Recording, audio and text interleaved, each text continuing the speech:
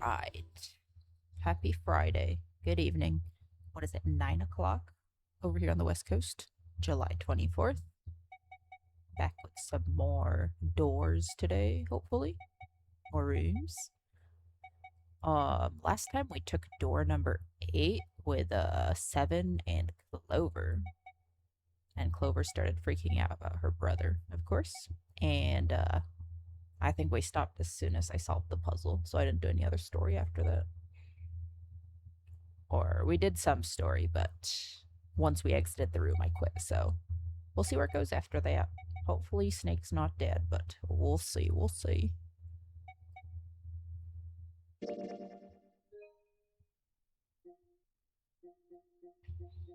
This one. Yeah, I'm hoping... I've mentioned this before, but I'm hoping that, the game has an easy way to go back to the previous, points, you know? So I don't have to reload and make a million saves. At least you could, like, skip all this. And, like, once you know the puzzle, you could just go for it, so... I think replaying it won't take that long. We'll see, we'll see. We're not even that far. We're just getting ahead of ourselves.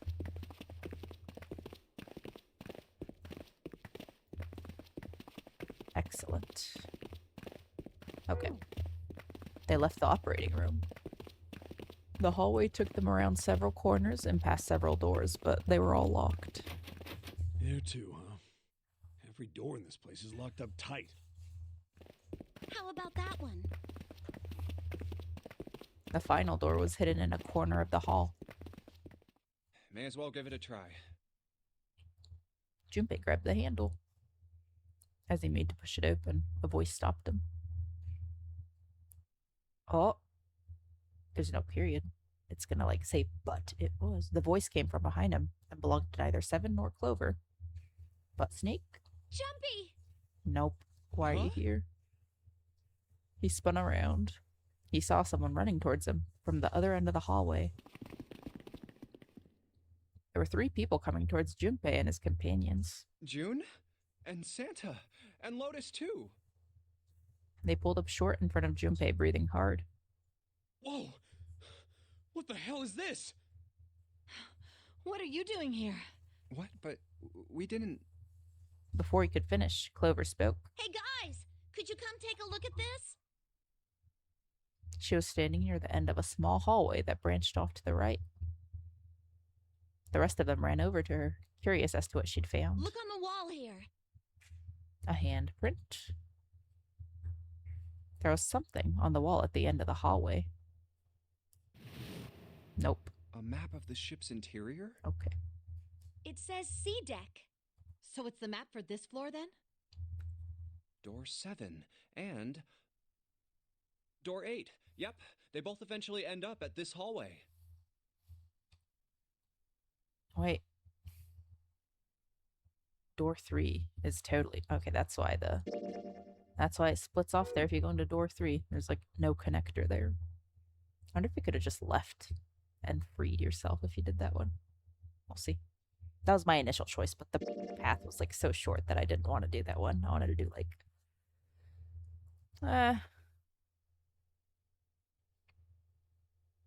Honestly, I think I want to go for the left path. Like I said, I was intrigued by door 3, but that's a very short path, so I wanted to do something else first. In fact... Yeah, isn't that what I said? We aren't going to be split up permanently till we find door 9. We might get separated for a little while, but we'll see each other again. Otherwise, we won't be able to open door 9. That's how the nonary game works. I see. Junpei looked at the map of the ship's interior again. Wait a sec. Door 3. Hey, could this lead to... Oh, this is the door that wasn't locked or had no number. As he looked more closely, his surprise and excitement gave way to weariness. Oh! You've got to be kidding me. One by one, the others saw what he'd seen. We may as well go. Yeah. They moved as one for the door. Oh, almost forgot. We should keep this. Yeah, give me the map. I need to look at it. He pulled the map of the ship's interior off the wall, put it in his pocket, and followed the others. Map. Where are we? don't know.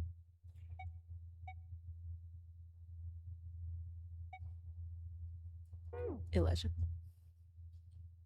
The 6 of them stood in front of the door, arrayed in a semicircle. Santa stepped forward. He took hold of the door and spoke without looking back at the other 5. Wait, does this just lead back into the infirmary? Ready? I'm I gonna don't open remember it. the map.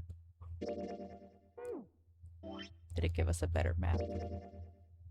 Oh, yes, C deck, yeah.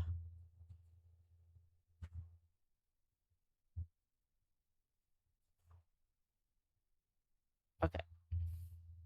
I can't zoom in. I assume it just leads back out. Slowly, all 5 nodded their silent assent. With a deep breath, Santa threw open the door.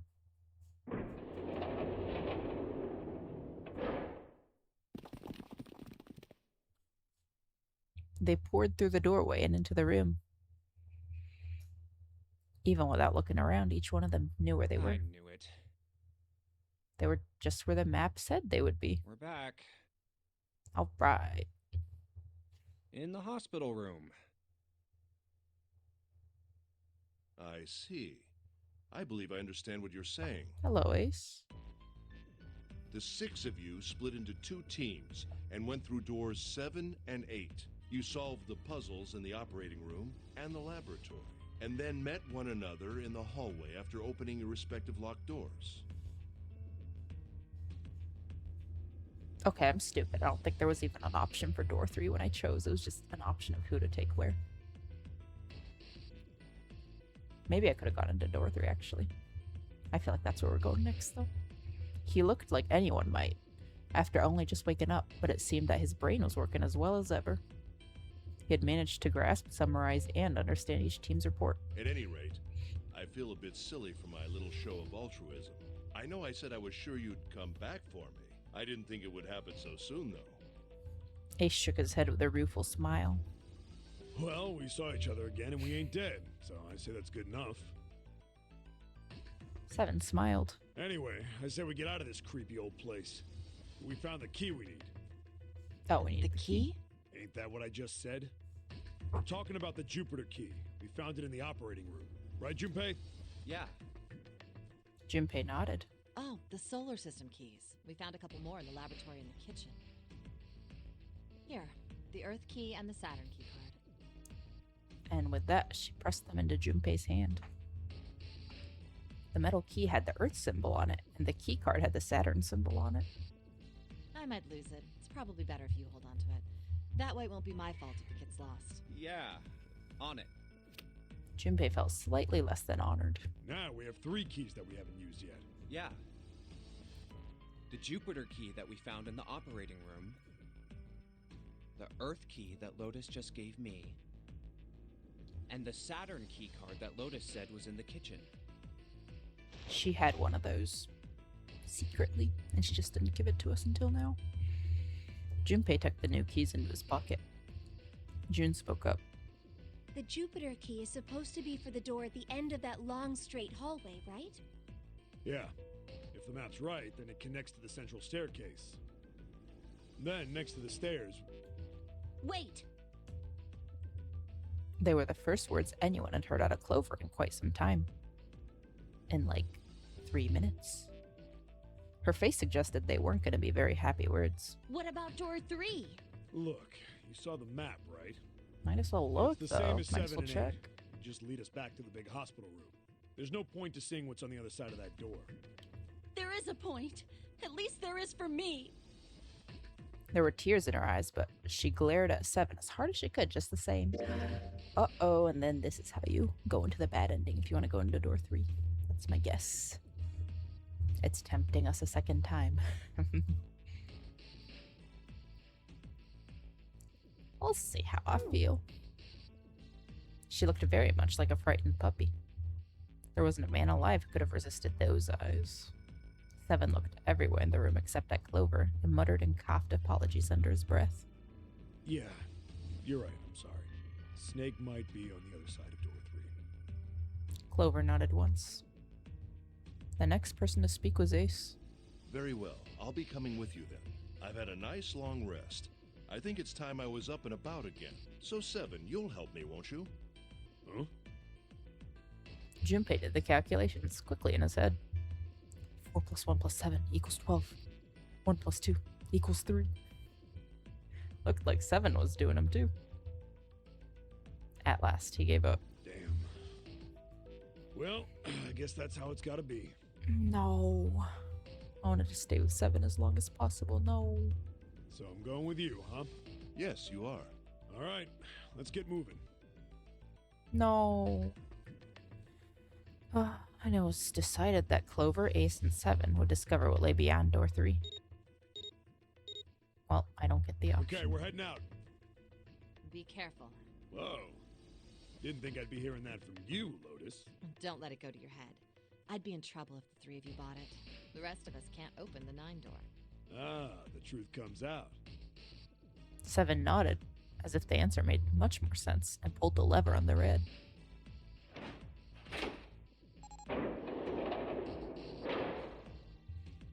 Okay, we're off. The door opened, and Ace, Clover, and 7 jumped through it. 6, 7, 6, 7, okay. After exactly 9 seconds, the door closed noisily. All right, we should get moving too. Huh? Get moving. Where are we going? Everyone except Lotus seemed rather confused. Well, it would be a waste of time to just sit around, wouldn't it? Let me explain. Oh, I Great get explanation. it. We're gonna see if we can get anywhere interesting with the Jupiter key. Naive. Yes. If we're lucky, we might find Snake. She just wants to get out. They were at the end of the hallway lined by individual hospital rooms. And here's the Jupiter symbol on the keyhole. All right, Junpei, open it if you please. Yeah, on it. Junpei pulled the Jupiter key out of his pocket and slid it into the keyhole. He twisted. With a nice sharp click, he felt the door unlock. Junpei sucked in a breath, held it, and opened the door as quietly as he could.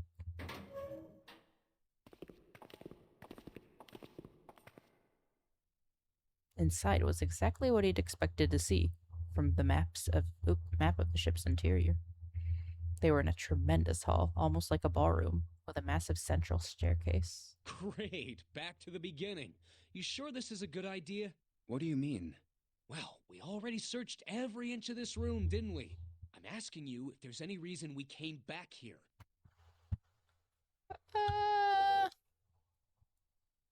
Junpei would Junpei would honestly say no idea. I would say, of course, there's a reason, but Junpei would not. You know, that's a good question. Junpei looked off into the distance thoughtfully. Lotus sat and shook her head. I can't believe this. You guys followed me here, but you don't even know why? Junpei, you've got the solar system keys, don't you? Yeah, He did. He pulled them out. the Saturn key card. And the Earth key. They're both in this room. What about him? Junpei didn't see what they had to do with anything, though. Both he and Santa were completely lost. Fortunately, June took pity on him. Don't you remember the elevator?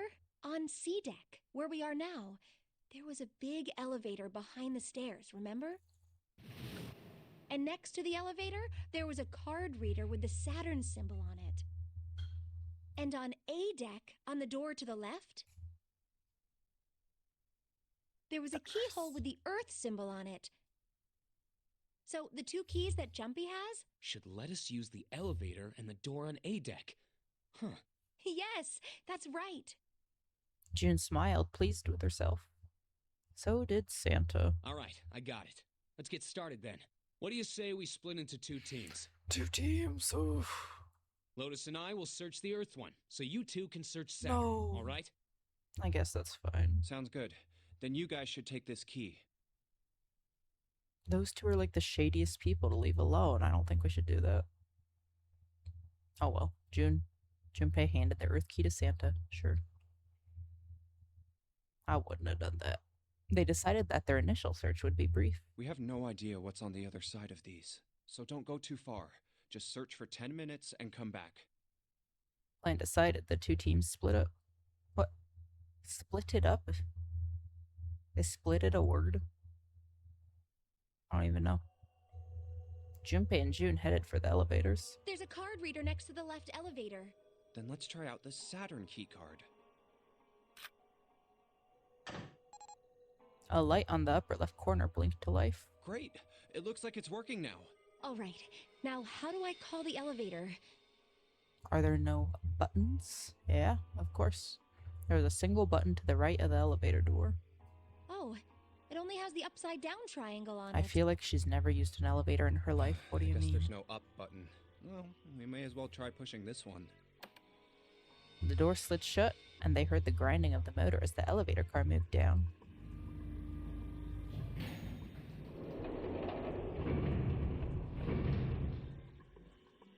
It opened! Look, Jumpy! Sinister elevator, wow. June's voice was excited, but Junpei could hear a tinge of anxiety. Sweet! It opened! Let's get going. He grinned at June and stepped towards the open door.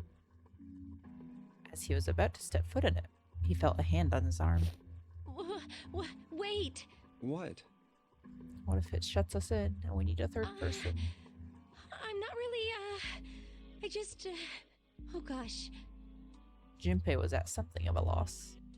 What could she possibly be so frightened of? June was probably afraid. Oh, I get a pick. Being locked up alone with a boy? Alright, buddy, come on. She was afraid because the only elevator button pointed down. That meant, of course, that the elevator couldn't go any higher than the floor they were on. Oh, okay. That's a smart thing to be worried about. As he thought about it, Junpei realized he hadn't seen elevators on the A or B decks near the central staircase, all of which meant that the elevator could only convey them to the lower decks. The flooded decks. Come to think of it, the lower floor, D deck, is completely underwater. An elevator heading to a submerged floor. That is pretty scary. Hey, wait a minute. This elevator came up from somewhere under us, right? Well, yes, I guess it did. It didn't open right away after you pressed the button. There was a motor noise like it was moving, and then it opened. Yeah, exactly. Yes. So, take a look inside. Junpei jerked his head towards the interior of the elevator. It's not wet at all, is it? The walls and even the floor are totally dry. Oh, you're right. They are. That's true. Some water should seep through, if there was water around it. She looked around the elevator, slightly embarrassed. Well, let's test it. Test it. Yeah, watch this. Now, I'll just put one foot inside the elevator and look over at the buttons. Oh, there's only two, E and C. Or E. All right, I'll push E. He pushed the E button and jumped out of the elevator. The door slid shut, and they heard the grinding of the motor as the elevator car moved down. That's pretty smart of Junpei. That's like the smartest thing he's done all game. Wow. I think I can hear it opening on E deck. Great. Okay, that's done. Now I'll just press the button again. A few moments later, the elevator returned.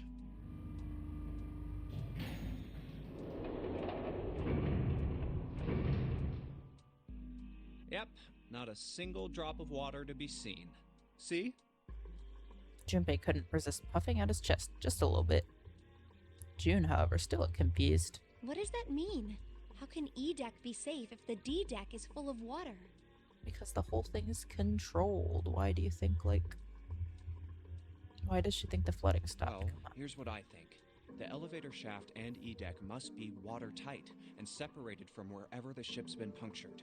Here, let me show you. Okay. The shortest point from A to B isn't a straight line. You gotta bend the space. I see. So is that why the ship hasn't sunk? The shape of the inside keeps it all from filling with water? Yeah, I think that's what's going on. Junpei continued talking as he closed the notebook and slipped it back into his packet. So I'm gonna go down and check it out. You stay here, all right? I think that's smart, just in case there's no, up button. down there, you know? Someone should be able to press it. But Come on, just do it, alright? He gave June's shoulder a reassuring squeeze, then hopped into the elevator. He pushed the E button and the door began to close. June looked worried, her eyes darting back and forth as if she was trying to make a decision, when suddenly... I'm coming with you. Alright, Huh? sure. At the last possible moment, June dashed forward, turning sideways just in time to slip through the gap between the closing doors. Hey, wait! Junpei jammed his finger against the open button, to no avail. I thought that he said the elevator only had, like, C and E. Why is there an A through E there? Come on, come on. But it was too late. Oh, crap. It closed. The door had shut, and he and June were in the elevator, and it was headed down to E deck. He was so surprised by June that he didn't even have time to think about what awaited him on the E deck. I can't just let you go alone, you know. Ah, jeez.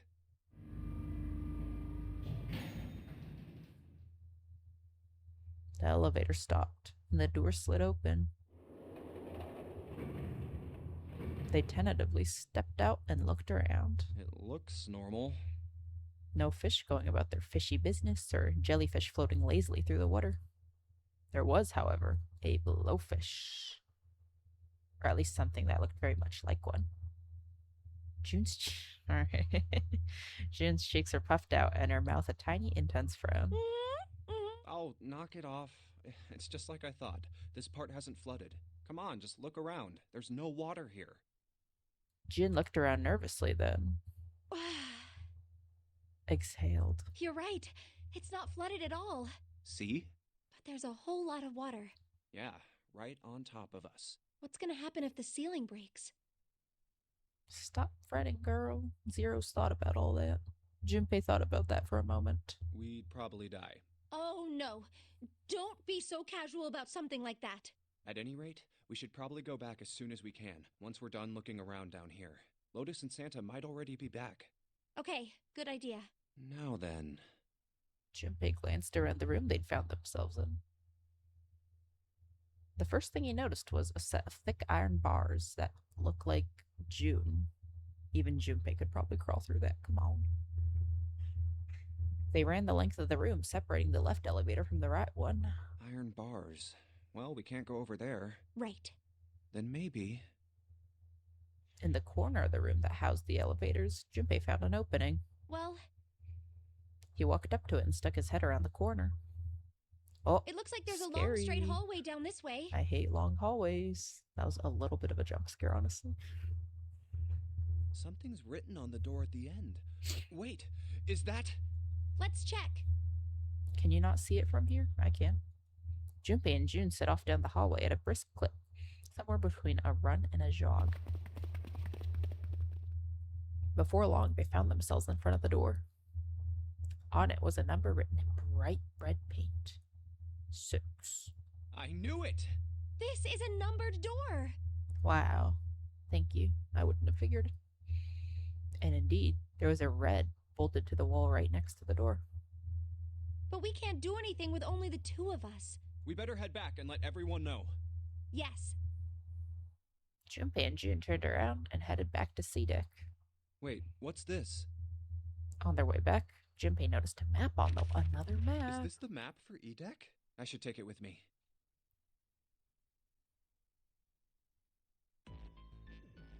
Huh, so you guys found door 1. Let's take a look at that map. Ooh. Ooh, okay. While we were there, might as well save. I love saving.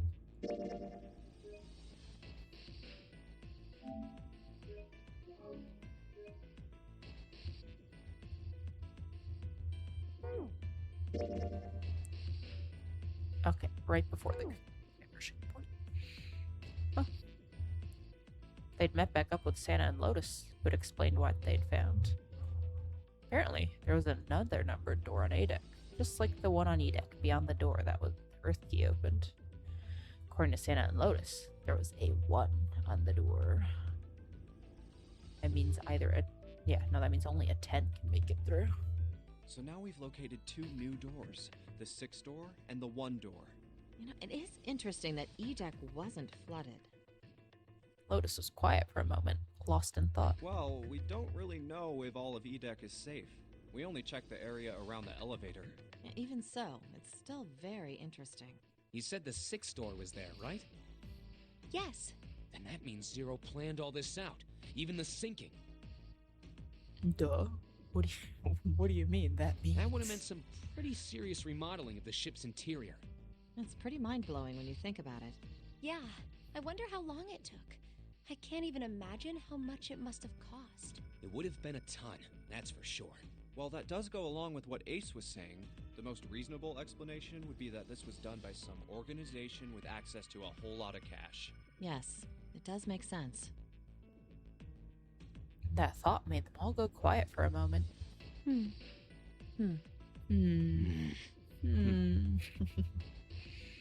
June bit her lip while Lotus sighed softly to herself, and Santa cracked his stiff neck and stared off into the distance at nothing. Holy run-on. Okay. Yeah? I don't think it's a very good idea to stay here. June looked up at Junpei with large, pleading eyes. Yeah, you're right. Ace and his team might be back already. Well, Junpei and I should be able to open door 1. Huh? You guys leaving me behind? 8 plus 6 plus 5 equals 19. 1 plus 9 equals 10. 1 plus 0 equals 1. Just kidding. All right, let's go. Lotus's words were all the impetus they needed. Back to the large hospital room they went.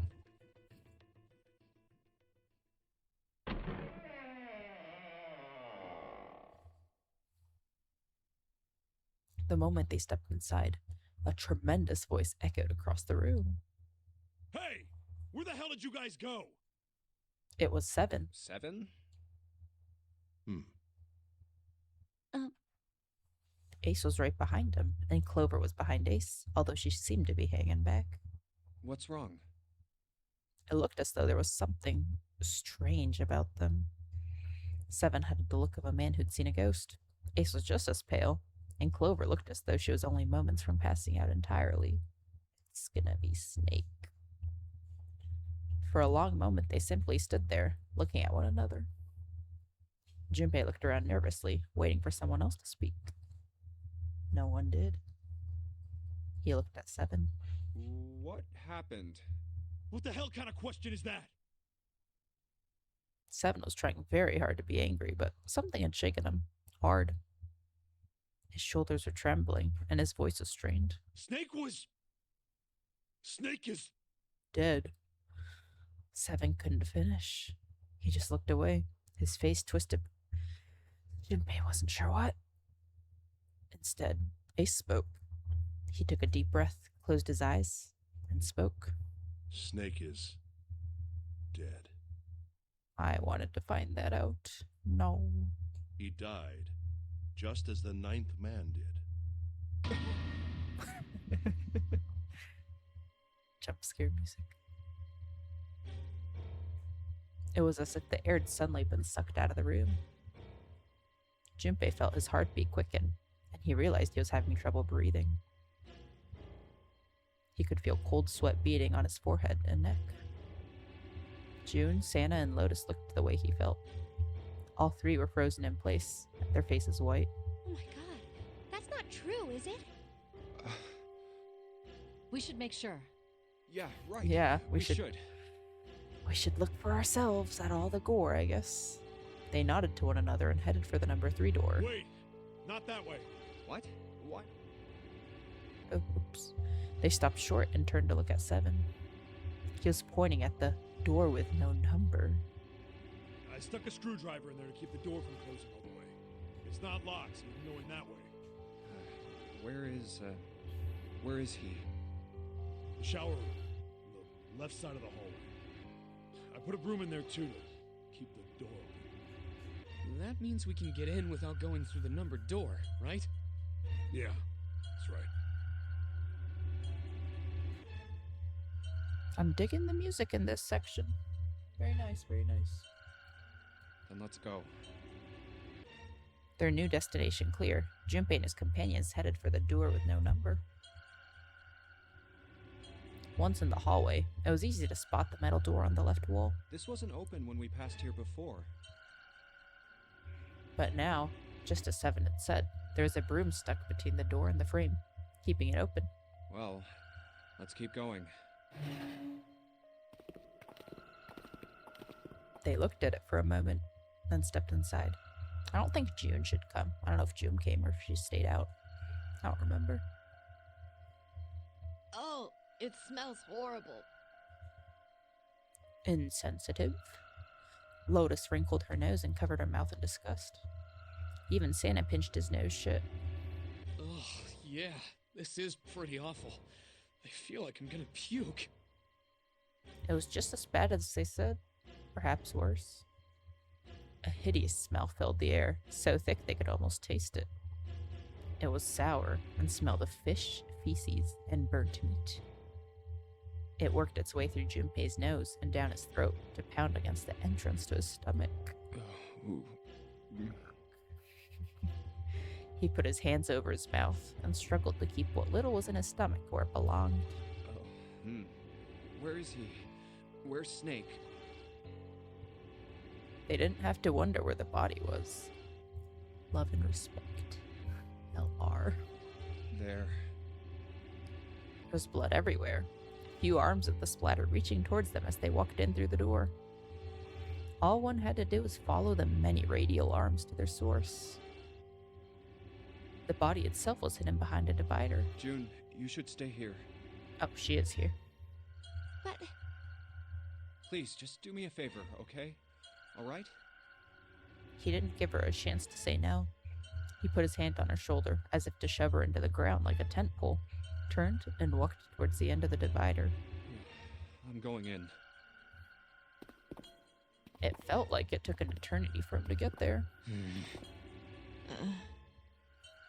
Santa and Lotus followed, timid and nervous as a pair of children. Eventually, they reached the divider. They looked at one another and nodded, slowly. Junpei put his hands on the divider and peered around the corner. Do we get to see it? Probably not. They didn't show the ninth man. For a moment, he forgot to breathe. He felt his heart collapse in his chest like an empty cigarette carton, and time froze. He knew that in that instant that he would take the image before him to the grave. What was left of the body sat in a sea of blood. Chunks of flesh, torn from the body, sat in the blood like tiny islands in a great Red Sea. A vast ragged hole had been torn in the torso, and what remained of his intestines spilled out of it like fresh spaghetti. Smaller chunks of meat had splattered against the wall and become stuck there as they dried. That's right, because it's been a while. The ninth man exploded immediately. They probably had like an hour or something. Globules of yellowish fat had left trails like tiny slugs as gravity pulled them down the wall, even as they dried to it. Interesting description with the fat. Good detail. Just like he said. Santa's voice was strained. Junpei suspected he was holding down some vomit of his own. Just like the ninth man. The detonator in his bracelet set off the bomb in his gut. It looked as though the explosion had been quite powerful. Oh god. The bone is coming out of his left arm. It's definitely an open fracture. Thanks for the analysis, buddy. His legs were both bent in an odd, unnatural way, and his left arm had split open, exposing the painfully white bone of his ulna. His bracelet lay next to him. It seemed to have hit the wall hard enough to have shattered the display, which lay on the ground in pieces. Oh, the face. It's horrible. Yeah, you can't even tell who it is. Half of his head had simply collapsed. The blood coating almost made it look like raw pizza. Why does he keep comparing this to food? Jeez. Covered in tomato sauce. His clothes, too, were covered in blood. The burgundy tie, the white shirt, the jacket with the yellow piping, the gray slacks. But the clothes are... Clean. Oh, nope, they're all familiar to Junpei. No mistake about it. It's Snake. Oh, that's what they meant. Lotus's voice was unnaturally deep and strained, and Junpei heard it catch in her throat. Dot dot dot. Dot dot dot.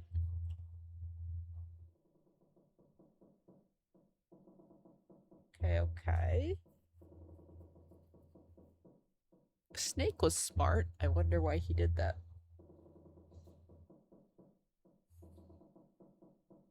I forget when they split paths anyway. Shoot. Yeah, I don't remember when he dipped, but I don't see a smart guy like him, unless he did it on purpose. The squeal of tortured metal made Junpei's teeth curl. It sounded like the noise a ghost would make. No matter how many times he heard it, he never got used to it. Every time it put him on edge. It didn't help that there was a girl nearby who looked far more like a ghost than a living human should. It was Clover. She sat on the edge of the bed, her head drooping listlessly onto her chest. Her eyes were blank and stared across the room at nothing. Her breathing was slow and mechanical. Aside from the rise and fall of her chest, she did not move. Junpei felt as if even a nudge might cause her to shatter into 1,000 pieces. Snake was probably murdered.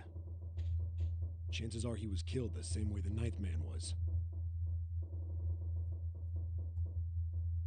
Murdered? Well, by someone else, is that what he's implying? That isn't Zero? Or, is he saying Zero just set it off errantly? I don't know. Seven lowered his voice, likely in an effort to keep Clover from hearing what he had to say. There were 4 other people in the room with Junpei and Seven. Ace, Santa, June, and Lotus. Seven looked at each one of them in turn and continued. It's pretty straightforward. Not that hard to figure out how they did it. First, the killers got Snake to authenticate on the red to open door 3. Oh, so someone in our party did it. Okay. Then they shoved him into it, alone, and waited 9 seconds for the door to shut. Once that door shut, it was all over for Snake. But he didn't give up. He probably knew it wouldn't do him any good, but he probably ran into the shower room looking for the dead. It was a small chance, but it wasn't like he had anything to lose. Unfortunately, it didn't work. The detonator is only deactivated if everybody who authenticated when they went in uses the dead. Snake was the only one who went through the door, and then 81 seconds after he was shoved in, that happened. I see. So that's what you meant by killers, huh? You need at least 3 people to open one of the numbered doors, including Snake. It wouldn't open for Snake and a single killer. Yeah, Uh-oh. Jude. that means we're looking at multiple perps here. Junpei crossed his arms and grunted. Well, just in case, I want to make sure. Let's say you're right. When do you think Snake was killed? When we all split up to look for the parts for the Reds, I think. Right after that was when we noticed he was gone. Right. Then that means none of us have alibis. We were all off searching the rooms we'd been assigned, looking for those parts. Yeah, that means anybody could be a killer. Wait a minute. What are you talking about? June seemed shocked. How can you say that so casually? You're implying that one of us is a killer. Well, not just one of us. If I'm right, then at least 2 of us are murderers. Why don't you calm down a bit, Seven? What are you going to gain by being so suspicious? That's what Zero wants, you know? What Zero wants? Exactly. This game was set up by Zero, wasn't it? Any game has a winner and loser. Whoever makes it through door 9 is a winner, and those who don't are the losers. Zero is trying to make us fight against one another for that victory. Then you're saying that Zero is trying to split us up by making us fight each other? Yes, that is why we can't let ourselves fall prey to suspicion. We have to trust one another and form a strong bond of friendship. Otherwise, we'll end up ensnared Power by of Zero's friendship. manipulation. Then does that mean that the person who killed Snake... Yes, almost certainly Zero himself. I guess. That's kind of boring, though. If there's anyone we should doubt, it should be Zero. Ace is leading all the fingers away from himself. He masterminded this game and kidnapped all of us. Doesn't it seem reasonable that he would have killed Snake as well? Good question. I don't think so. Junpei hadn't really considered that. If Why Zero not? killed Snake, then Zero is on the ship with us. Junpei. Was Zero still on the ship with them? Of course. Nah. I think not. He wasn't sure. Something's still strange. What was that? Well, I'm just wondering about one thing. And what's that? How can you be so sure that Zero's on this ship? Ace's eyebrows shot up. Really, Junpei? I confess I'm a little disappointed. Usually you're rather I sharp. don't think so. Junpei's never sharp. What do you mean? Or like the Isn't it dumbest party obvious? member. Wait, it is? This ship. Huh? Zero said, this ship, several times when he addressed us.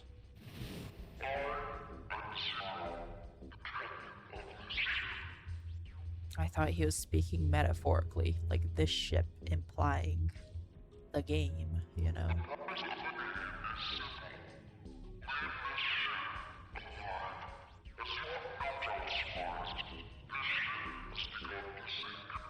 I guess. I mean, you could still say this ship even if you're off the ship. If he weren't here, he wouldn't say this ship, would he? I feel like he could. I feel like that's a very weak He'd argument. be saying something like, that ship, or the ship. That's a very weak argument, Ace. Yeah, I Come guess on. that makes sense. Come on.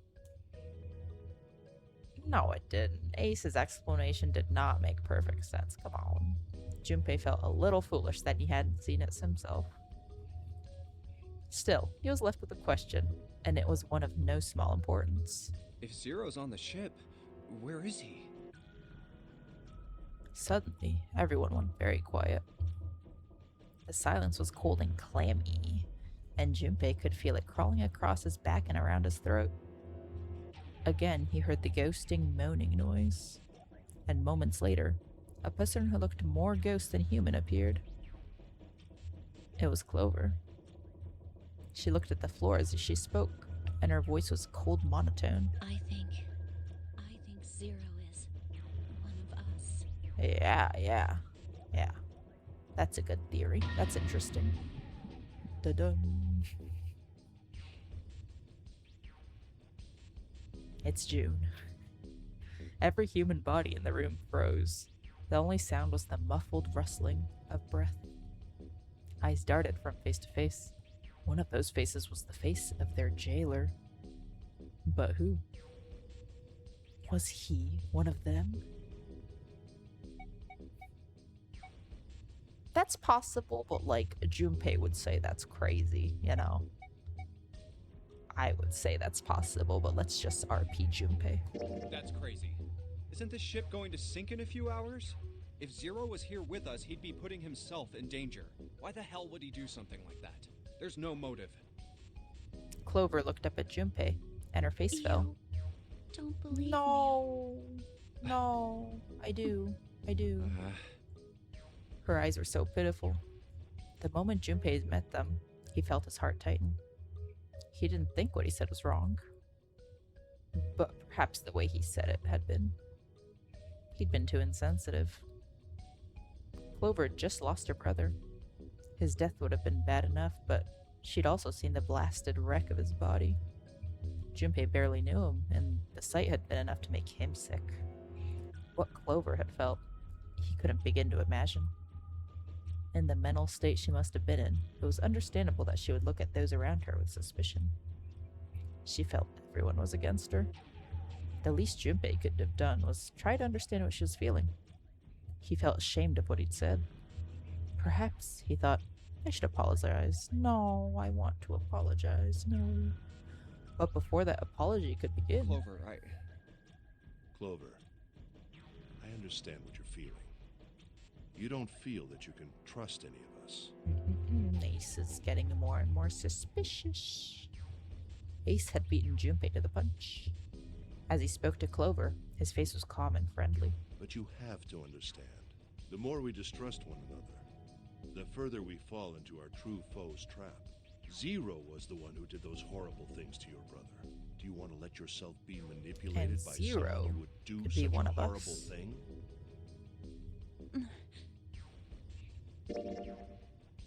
Okay, good. There was only one thing to do there. It wouldn't split off weirdly. Clover didn't answer. She didn't even look at Ace. The whole time, her eyes were on Junpei. Ooh, he could feel Clover's eyes boring into him. They were the color of a deep winter lake. Junpei saw no suspicion in them, only sadness. Oh, okay. Then, in that horrible silence. Uh-oh. 4 hours? What is this? They heard a bell begin to ring. It was the clock at the central staircase. It's 3 in the morning. Oh That no, means we have 3 3 hours. hours left. Then we need to move now. 7.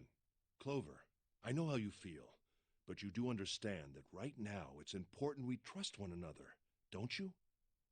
7 and Clover remained silent. Their eyes were looking at something somewhere else, very far away. We must go. We have very little time left. Ace's words put their feet to start moving. Oop. They all knew where they were going. Our next destination is Mercury. Did we not check Mercury? What's Mercury? But maybe you and June should check it out first and then report back to us. Why? All right, let's go, June. Why? Why us? Right. Here it is. It's just the other elevator. It is. It sat bolted to the wall near the stairs that led to the casino and the kitchen, between the two elevators. The Mercury card reader. We're using the card 7 gave us, right? Yeah, I found it when we were checking out the shower room. I think 7 said something like that. Anyway, let's see what happens. Junpei slid the card through the reader.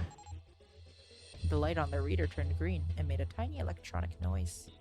I guess the elevator works now. Jumpy, I know it's only the two of us, but let's do our best. What's with you all of a sudden? Well, I'm happy we were put together. Great moment to be feeling this.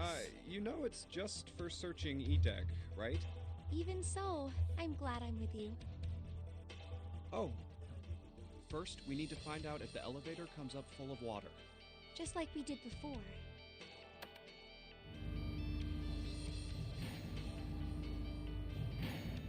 It'll be fine. It'll be fine. Oh, here it is. I knew it. It's not wet at all. Let's go. Yes. Once it had been checked for water, Junpei and June slept into the elevator. Look! Nearly all of the buttons are destroyed. Yeah, only the seat and bottom button can be pushed. We're on C deck right now, so the only one we can choose is bottom. Yeah. Well, let's try it out. Junpei hit the bottom button. The door closed. Slowly, it began to move downward. Oh, so this is the bottom deck. They stepped off and saw that the hallway to their right ended somewhere between 20 and 25 feet from them.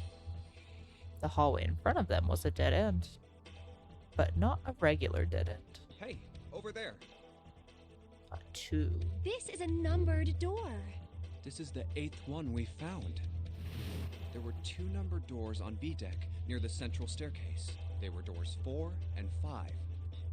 3 more in the large hospital room. Doors 3, 7, and 8. We're missing door 9. And the door we found on E deck, and the door Lotus and Santa found on A deck. It was a 6 on the door on E deck, and a 1 on the door on A deck. 4, 5, 3, 7, 8, 6, 1. And now door 2 stood in front of Junpei. That means... Do you think the next door we find? Yeah, I think so. The next one's gonna be door 9. Despite himself, Junpei felt excited. There was something about that excitement that frightened him as well. Finally! Yeah, You don't look very happy about it, though. it's not that. I just hope nothing goes wrong. You're right. We should keep our fingers crossed. Let's head back. Okay. He did his best to put it from his mind and headed back to C deck with Jin.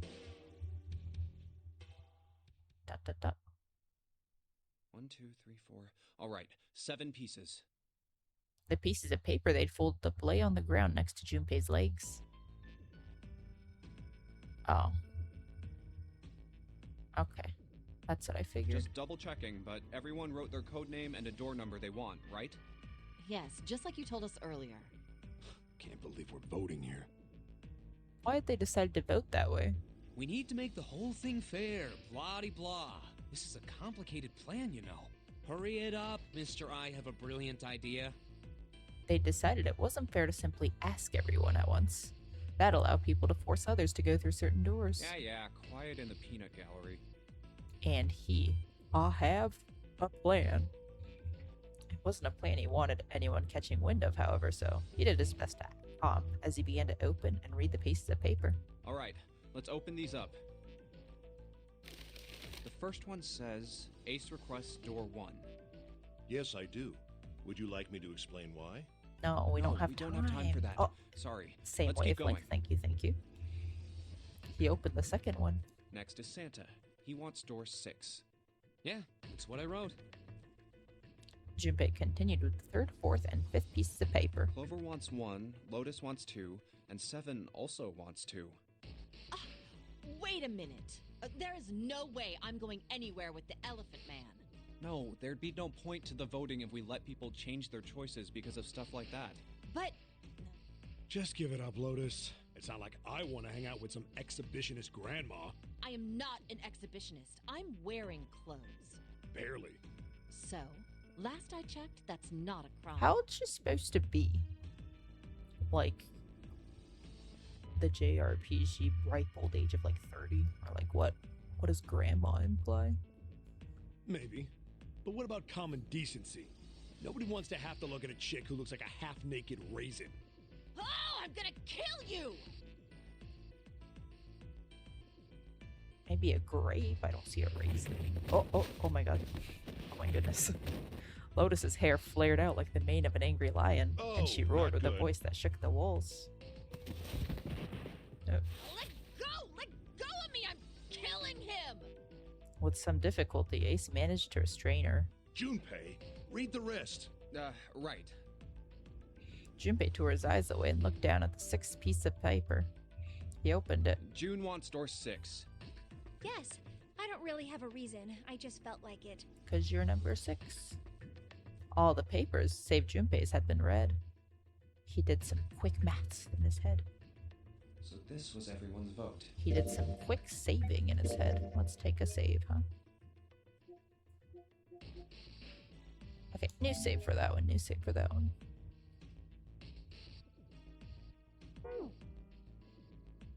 Right? Ace and Clover requested door 1. Yeah. This was the door on A deck near the central staircase. 7 and Lotus requested door 2. This was the door on the bottom deck and could be reached by taking the elevator to the bottom of the ship. Santa and June requested door 6.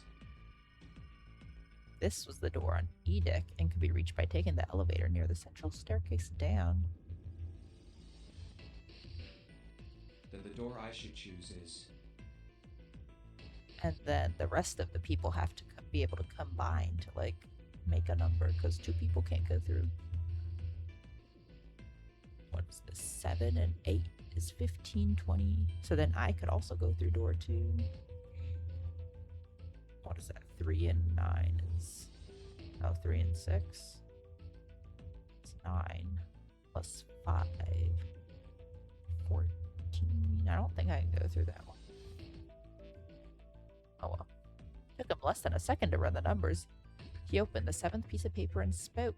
It's gotta be door number 2. Okay, the last one is mine. I want to go through. Door number 2, baby. My choice is door 2. Santa was unconvinced. Hey, wait a minute there. You cheating? Cheating? I'm asking if you changed your number after you heard what doors we wanted. How could I do that? I wrote it down on the paper earlier. Let me see that. Sure, here. Junpei shrugged and handed it to him. Santa examined it furiously. The others peered at it as well. As they did, Junpei quickly slipped the piece of paper he'd been hiding into his pocket. Ooh. Sneaky. Although he'd never know it now, Santa had been justified in his suspicions. Junpei had switched papers. I had 3 pieces of paper ready, For doors 1, 2, and 6. and I put the one with door 6 on it into the pot. He put a small mark on it so that he'd know which one was his. I just needed to make sure I drew last. After I saw everyone else's result, I just chose whatever door I wanted. If the number I'd already put in matched, then I didn't have to switch the paper out. Well, what does it say? Game wants me to go through door 6 then, huh? He fought the urge to smirk. You got lucky. Santa snorted and tossed the paper aside, frustrated. All right. Like, why is he mad that I took door 2? Like, they can just combine and go through another door, yeah? Who's left? 1, 4, 3, 6. 1 plus 4 is 5. 8. 8 plus 6, 4. Oh, they can't go through a door. Wait a minute. Right? Yeah, because 3 plus 6 is 9. 9 plus 1 is 10. 10 plus 4 is 14. Yeah, I don't know. So we know who's going through door 2. That'd be me, Lotus, and Junpei. 7 plus 8 plus 5 equals 20. The only problem's the other 2 teams. June and I want door 6. Clover and I choose door 1. That's not good. We can't open either of those doors with only 2 people. Gonna have to leave someone behind. Let's see, who could we leave behind? 1 plus 4 is 5 plus 3 is 8. They can't do that. 1 plus 4 is 5 plus 6 is 11. They can't do that either. What is it? 3 plus 4 is 7. Plus 6 is 13. 4. They can't do that. What other combos? There's a lot of combos. They'll tell me. They'll tell me. Everyone was silent. Then suddenly Clover spoke, her face blank and cold. She'll stay behind. Why don't Santa and June go into door 1 with Ace? Yeah, because her bro's dead already. Huh? Well, They looked at one another. 3 plus 6 plus 1 equals 10. 1 plus 0 equals 1. Finally, Ace spoke. And what will you do, Clover? I'll be waiting at the stairs. You guys are coming back here, right? That's what 7 was saying, wasn't it? That had been what 7 said. We aren't going to be split up permanently till we find door 9. We might get separated for a little while, but we'll see each other again. Otherwise, we won't be able to open door 9. That's how the notary game works. I'm sorry, but I just want to be by myself for a while. What if she kills herself? Oh no. You understand, right? There was no emotion on her face, but it was drawn and pale, and her eyes were red. No one had the heart to contradict her. The room grew very quiet. Silence drifted down over everything like a blanket of fresh snow. It was Santa who finally spoke. all right. I'm going through door 1. That all right with you, June? Yes. June nodded. Well, we'll be going then. Can I comfort her? Let's move too. Oh, did she leave with them? Yeah. Right. Let's go. I guess she did. And just like that, their paths were set. I won't see June for a while, but Maybe I should have gone with Clover to learn more about the bro. this was my choice. I'm just going to have to suck it up. 7 said we'd all see each other again, and I'm going to believe that. He took strength from that thought. The other group went to A deck to go through door 1. Clover joined them. Our group is on our way too. We're heading to the bottom deck using the elevators. I wonder what we'll find down there. I wonder what path I'm on. Let's take a look. Uh-oh, uh-oh. I picked wrong. Uh-oh.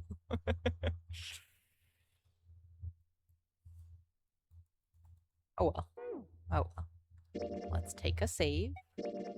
Not overwrite that save I just did. Okay, this one. Right? Yes, this one.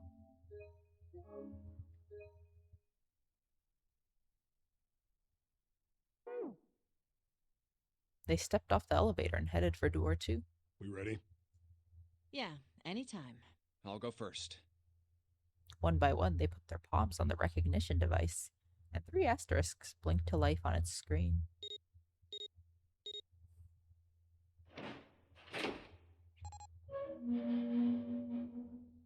Let's go!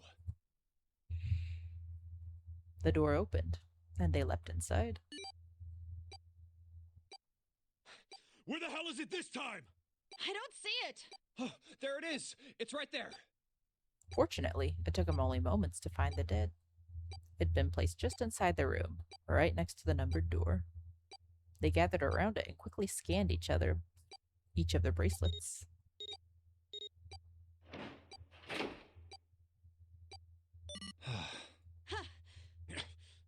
It stopped. Yeah, it stopped. Junpei could feel his heart pounding against the inside of his ribs. Wow, the game's gonna end this stream. 7 and Lotus are breathing hard and fast. Man, I'll never get used to that. I'm not sure it's something I'd want to get used to. We should finish this game before imminent death becomes a normal thing. Damn right. All right. Junpei looked around again. This hallway's pretty short, but it's got 5 doors. 3 on the left, and only 1 on the right. Don't forget the last one at the end of the hall. But it's got a metal plate over it, so I doubt we're gonna get anywhere that way. After taking a look around the room himself, 7 spoke. All right, let's get started. I think we'd probably better split up. You okay with that? Yes, no problem. I guess. Sure thing. Then I'll take this first one. 7 nodded to them and stepped into the room closest to him. I'll try the one next to it. At last, Junpei was left alone. Well, I guess I'd better get started too. He looked intently at the remaining 3 doors. Oh, time to escape. Seek a way out.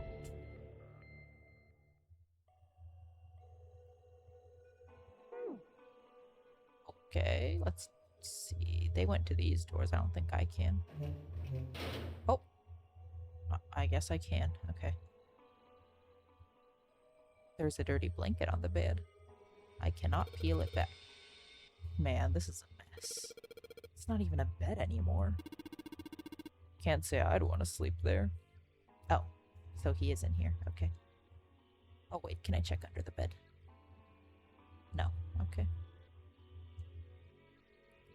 Ooh, swirly. What the hell's this supposed to be? Like a drawing of a whirlpool or something? Well, if I had to guess, I'd say it's trying to look like water.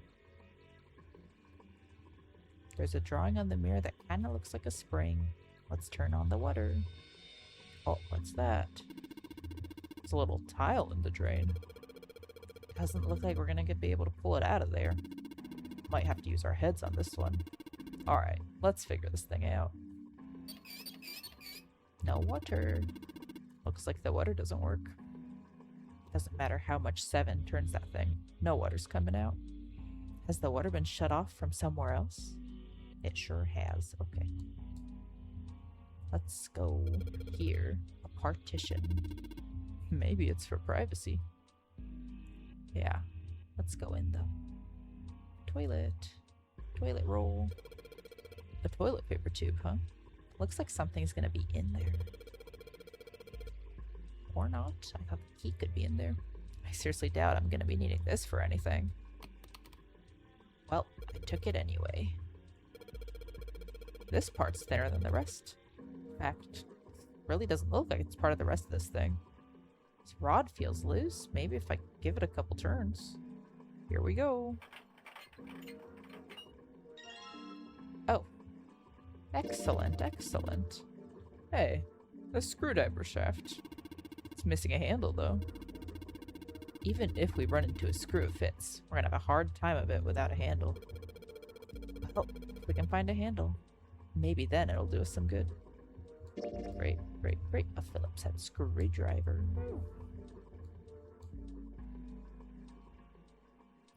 Let's flush last. Let's not flush. Oh, what is that? A symbol on the toilet lid, huh? Seems a little fishy to me. It's a sun symbol, but it doesn't look like the ones on the doors. Damn, this toilet's pretty nasty to begin with, but the inside's even worse. Honestly, I'm amazed you could bring yourself to touch it. Ha. There's way nastier stuff out there in the world than a gross toilet. You're a real deep thinker, aren't you? Let's flush it. Boop. Hey, this handle's pretty loose. Loose? You think it'll come off if you pull on it? Yes. Oh, that's the screwdriver part. Yeah. Okay. Handle doesn't really fit on the string. Maybe it wasn't meant to be attached to it. Take a look at this handle. The inside the hole's threaded, like you're supposed to screw it onto something. Perhaps a screwdriver. Makes you think. There you go. So if I just stick this metal rod into the handle... Brilliant. Thank God it's the right kind of screwdriver for that screw. Awesome. We can totally use this. Damn, the screwdriver looks like a soldering iron. Think it's some sort of industrial grade screwdriver? Guess that doesn't really matter. Anyway, as long as we got this thing, we can unscrew any Phillips screws we run into. Great. Do we have any screws? Can we take this off? No. There's screws right here. I guess not. Oops, go away. Can we take this off? Nope.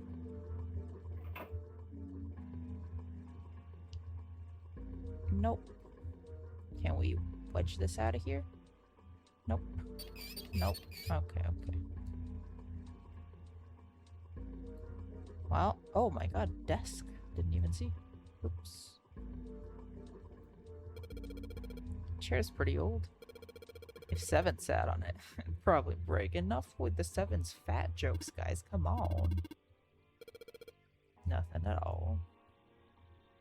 Oh, we can unscrew these. Thing's real simple. Is it really a desk? Of course it's gonna be simple. I mean, it's probably like that so we don't try to use it as part of the puzzle, yeah?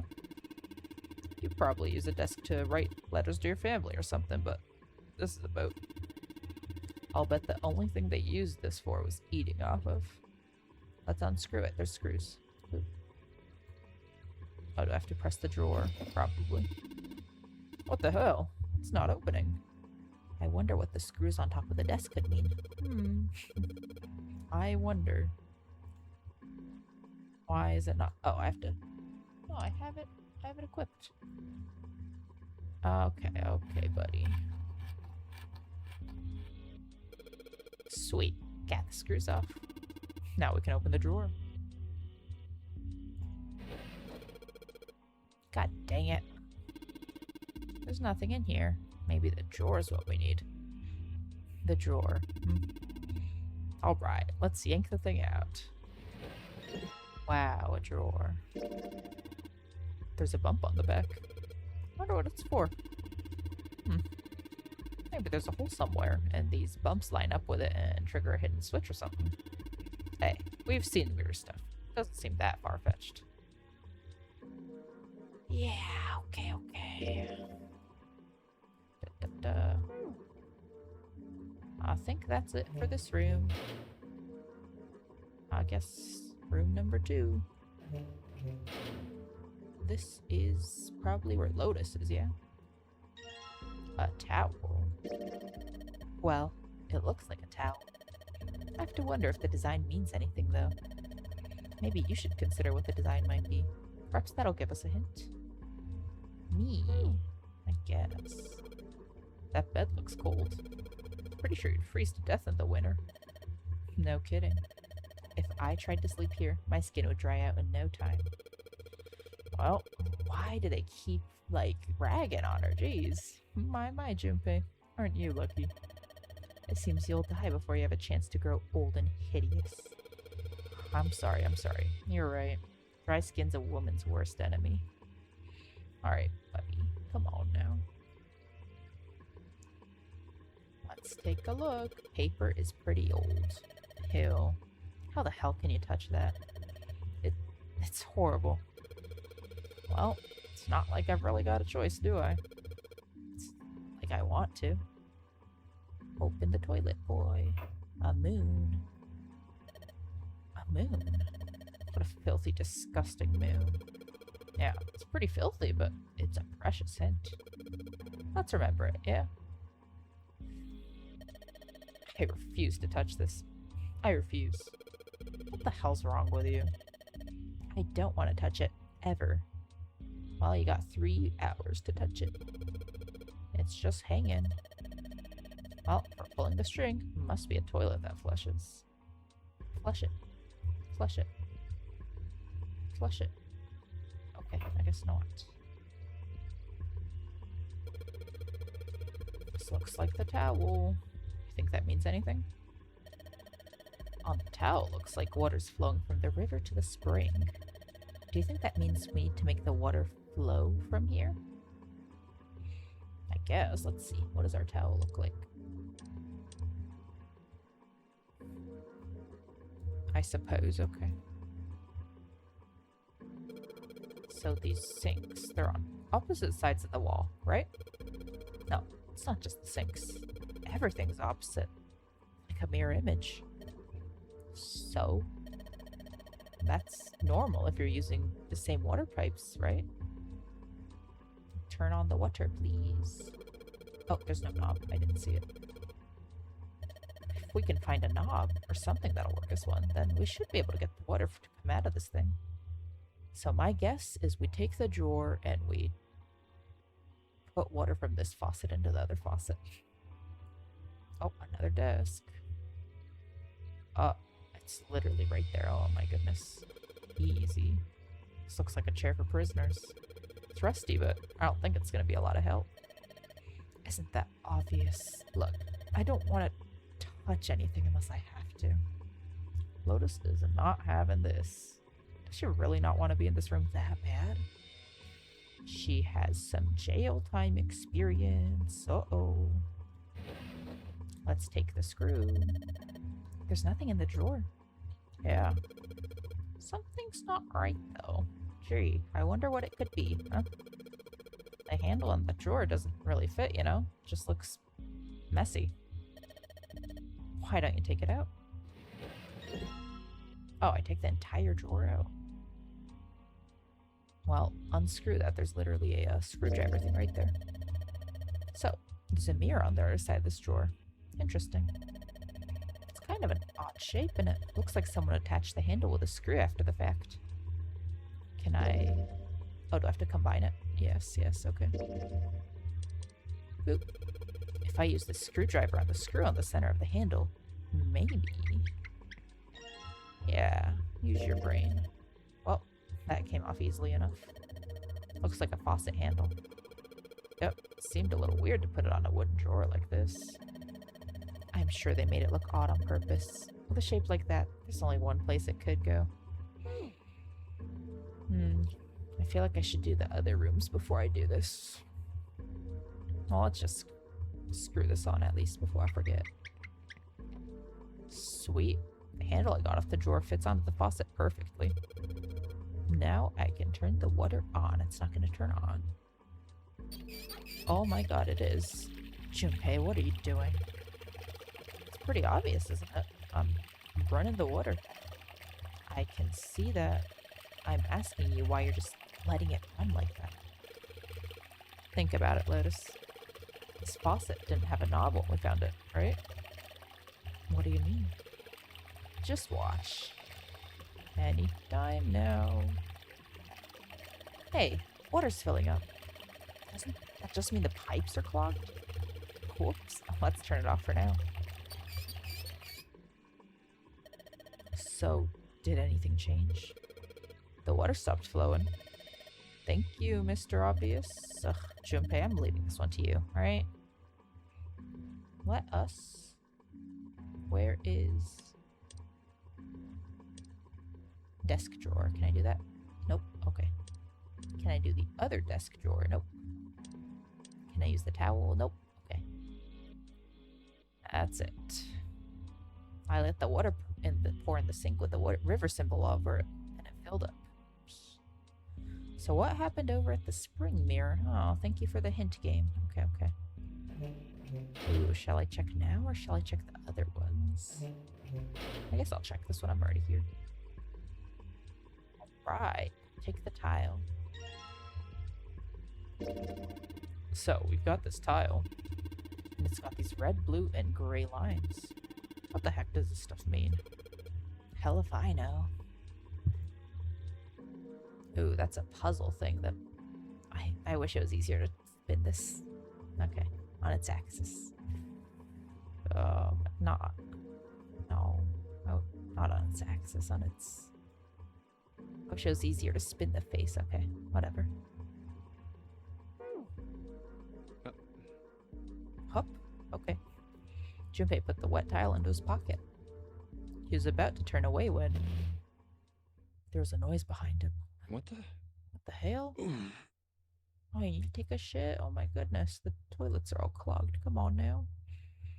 He spun around to see Seven kneeling on the floor. His face was rigid and pale. Droplets of sweat covered his forehead. Hey, what's going on? Are you okay, man? You're sweating like crazy. Are you all right? He ate some lettuce. He was concerned. He'd never seen Seven like this before. Slowly, the other man lifted himself to his feet on shaky legs.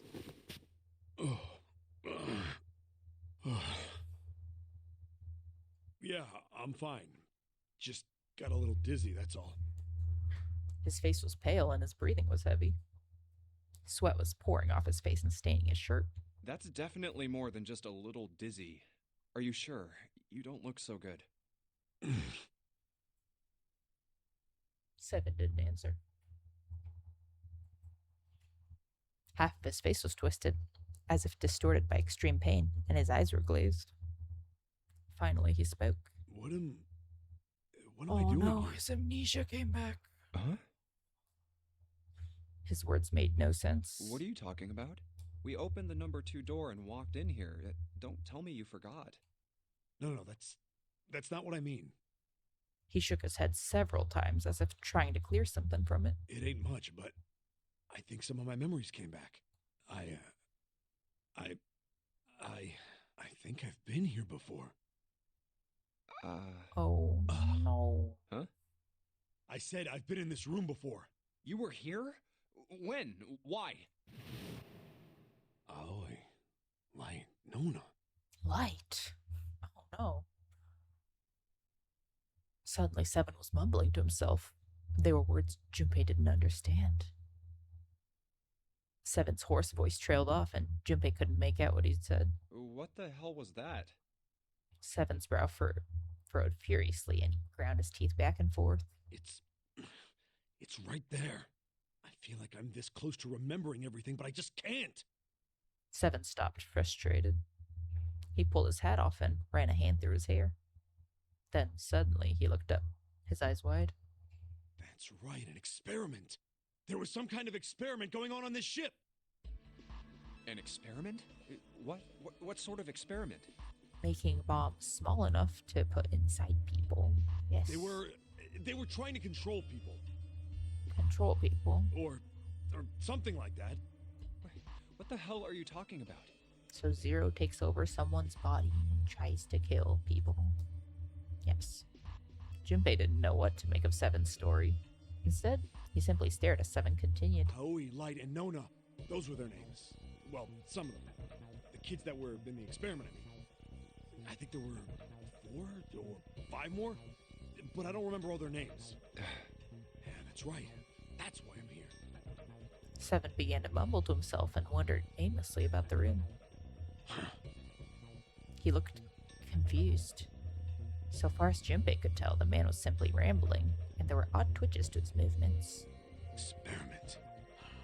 Cradle Pharmaceuticals. Those kidnapped kids. Was I working that case? Seven continued to mumble to himself about things that meant nothing to Junpei. Huh? Junpei didn't have any answers for him, of course. He couldn't understand what was happening to Seven. All he could do was wait. After a few minutes, 7 finally stopped. Wait, under this bed. I tried looking there, it didn't let me click on it. He crouched down and looked under the bed. His face registered mild surprise, and he began to mumble to himself again. Phone's gone? No, maybe it was a different room. There's gotta be a ton of rooms on this boat that look just like this one. At last, Junpei could contain himself no longer. Hey, what exactly do you remember? Maybe you could stop talking like a crazy person and tell me what's going on here. 7 stood up slowly. Well, it's not like I really remember everything. I've only got bits and pieces, and they're scattered and don't make much sense. I don't care. Tell me the bits and pieces then. Junpei could feel it. Whatever 7 had remembered, it was important. Very important. Okay. 7 drew a large, muscled hand down across his face. Nice observation, Junpei. As he wiped the sweat from his brow, he spoke. From what I can remember, I think I was a cop. A cop? Yeah. I was looking for that group of kids that got kidnapped 9 years ago. You remember that, right? It was all over the news. Yeah, I was still in school. I don't remember all the details, but I do remember some of it. I think it was a bunch of kids right around my age. They all just disappeared. Nobody knew Uh-oh. why. June disappeared back then, too. Ooh. It was all over TV and the newspapers every day. So you're saying you were investigating it? Yeah, that's what it looks like. I guess I found something. There was this medical company called Cradle Pharmaceuticals that had something to do with those kids. After I figured that out, I managed to get some information out of somebody who worked for them. I think it was... Tonight, a ship is set to take the children to a large passenger liner docked offshore. Yeah, that had to been it. Ooh, Lord up. Oh, That's why I went to the wharf.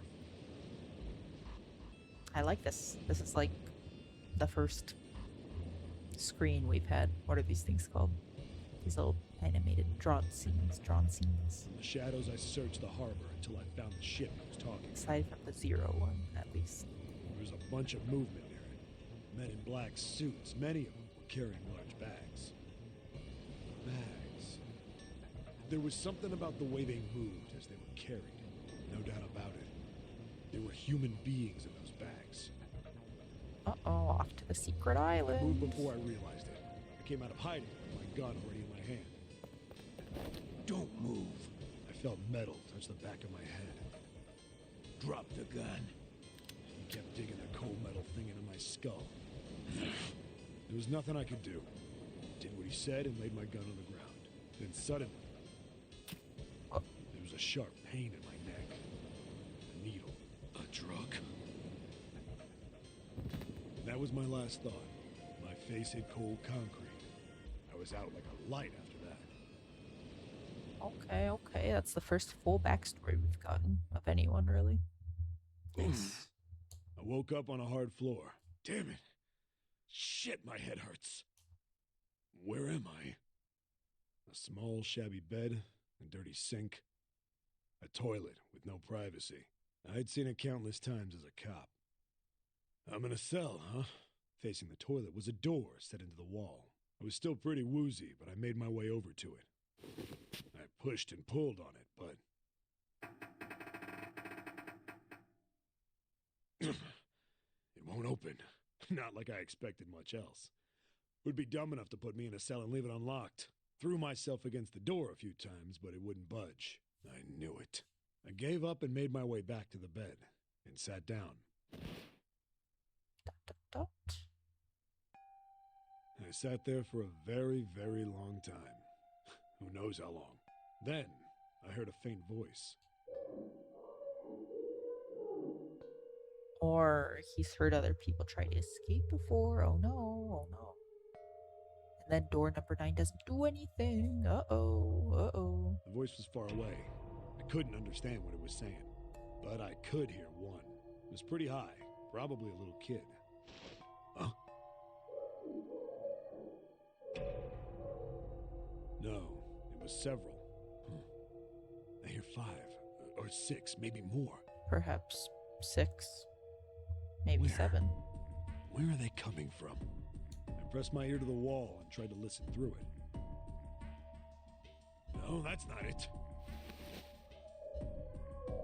Left. It's coming. coming from under the bed?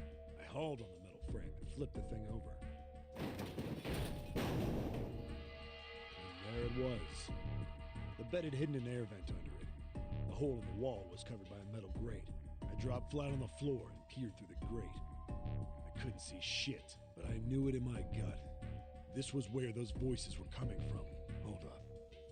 Why are there kids here? But then what my inside man told me popped into my head.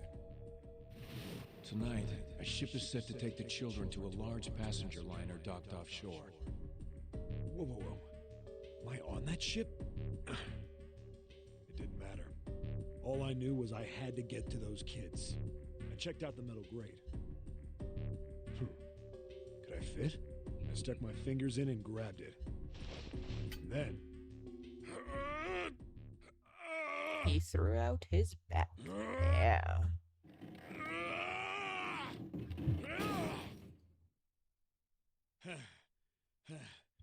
Yeah! How do you like that, you son of a bitch? I finally got the damn thing off. Sweat was dripping down my face, so I wiped it off and crawled inside. I see someone's played some Arkham games.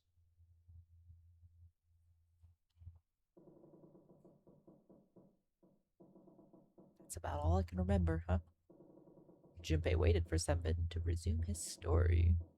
The longer he waited, however, the clearer it became that Seven had no intention of doing so. He'd gone silent and simply stared off into the air, his eyes blank. Hey, what happened after that? He'd waited long enough, but Seven shook his head. I don't remember what happens after that. Yes, I think you I do. found some kind of door out of the duct. And I think I found some kids, too. Not good. Why can't I remember what happened next? Ah, man, what happened to the kids, Seven? Because he's trying to block out the memory. It was something bad. Did you save them? Why would he be here if he saved them, I don't know if it was me. I've got this feeling. I got a I think feeling one of the kids died. that tonight's girl, gonna I be think. a good Huh? night. Deep in his heart, Junpei felt something very cold. Because it was June. Akane, is that her name? Seven's head dropped, and Junpei saw on it a look of sadness, the likes of which he had never seen on the man before. The large man's eyes blinked rapidly, as if he were fighting back tears, and he swallowed hard. His sigh was like the melancholy setting of an old abandoned building. He shook his head and spoke. Anyway, just please don't ask me anymore, okay? Yeah, because this has to be a different time because he's wearing like totally different clothes than the flashback, so someone must have dressed him in these, you know? So maybe he's been here a while. I really don't remember anything else. After that, Junpei could hardly try to force any answers out of the other man. It's fine. Don't push yourself. Going by what he said? Junpei left Seven to pull himself together and instead began thinking everything over. The children who had been kidnapped 9 years before? Apparently, a company called Cradle Pharmaceuticals had been behind it all. They'd taken the children to the same ship we're on now. They'd been brought here for an experiment. Seven said it had something to do with controlling human beings. The 16 children who had been kidnapped were the subjects. I'm kind of bummed that the digital sum is not a 9 for these 16 children. Seven had said 3 of their names were Aoi, Light, and Nona. I think that's all I got. Oh, and Seven is, or was at some point, a cop. I can't really use any of this information anyway. I didn't learn anything about the nonary game or Zero. Why were we brought to the same ship where they'd done those experiments 9 years ago? Oh, so he busted them out 9 years ago. And then he has an entire gap of 9 years memory loss. Okay, never mind. And just what the heck is this about controlling human beings? That's nuts. Did they really conduct an experiment like that? Time for me to move. Nope. Before long, Junpei realized he'd spent quite some time deep in thought. I don't have time to just stand here thinking. I need to get moving. Junpei shook his head quickly to clear it and returned to his investigation, thoughts swirling in his mind. Let's return.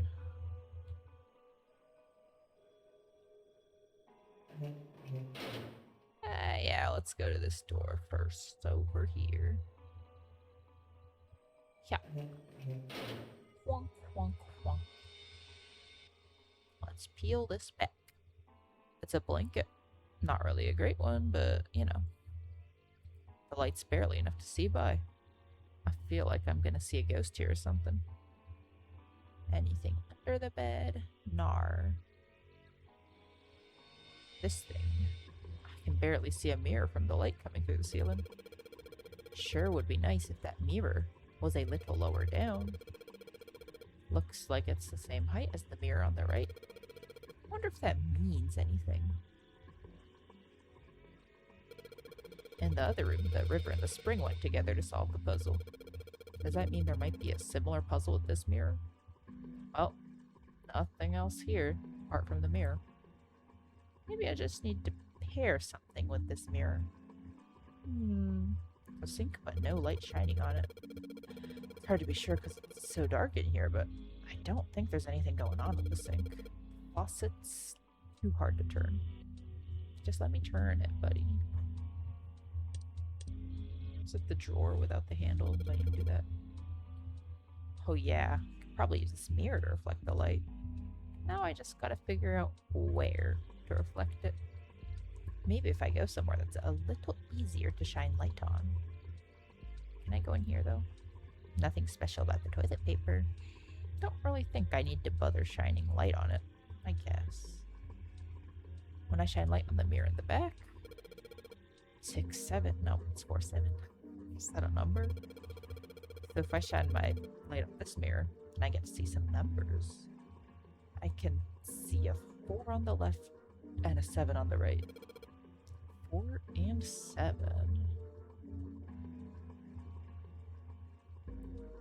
So if I shine a light on this mirror, I get it. If I shine a light on the mirror, a symbol appears. The left side has a sun, and the right has a moon. I'm gonna remember this. Will I remember this, though? Because it's not written anywhere. X66. What do I even do with this desk drawer? Chillin'. Okay. Can I do anything? Nice to see the sink lit up, but all it shows me is the pipes. I can see a partition, but it seems pretty pointless to bother examining it. Right, so I guess just those things. Oh, another desk. Let's take a look. God damn it. No matter how much I pull on this damn thing, it won't budge. Guess I won't be opening this anytime soon. Doesn't look like it's got a keyhole, and there doesn't seem to be anything stopping it. How the hell am I supposed to open it? Perhaps wedge a screwdriver in there, buddy. I don't have the screwdriver. Can I combine anything else? Like...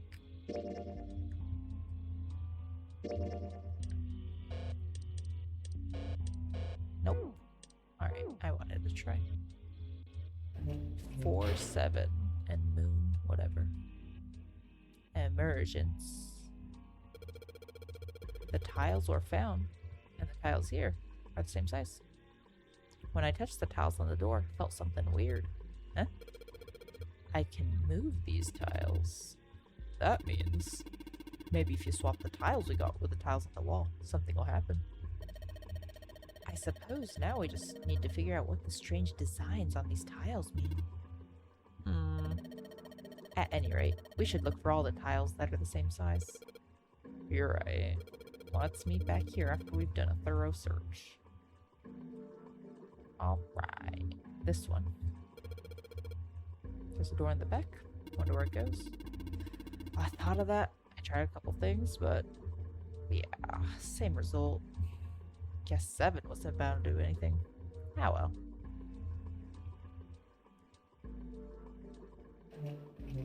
Alright, do I have to do this thing again with the...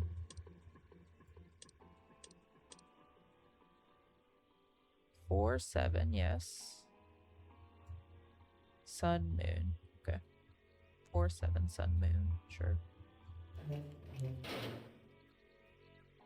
So the 4 is the sun. I guess.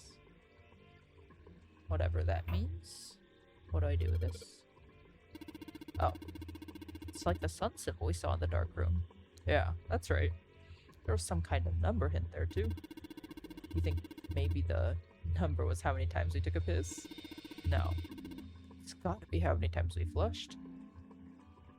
4. Let's do it. 1. The only thing you can manipulate in this room is that string. Chances are, they made this puzzle so someone wouldn't trigger it by accident. 1, 2, 3, 4. Give me something. Did you just hear something? I did, but doesn't look like anything's happened here. Huh. I wonder what that sound was. Nothing in the toilet bowl. Alright.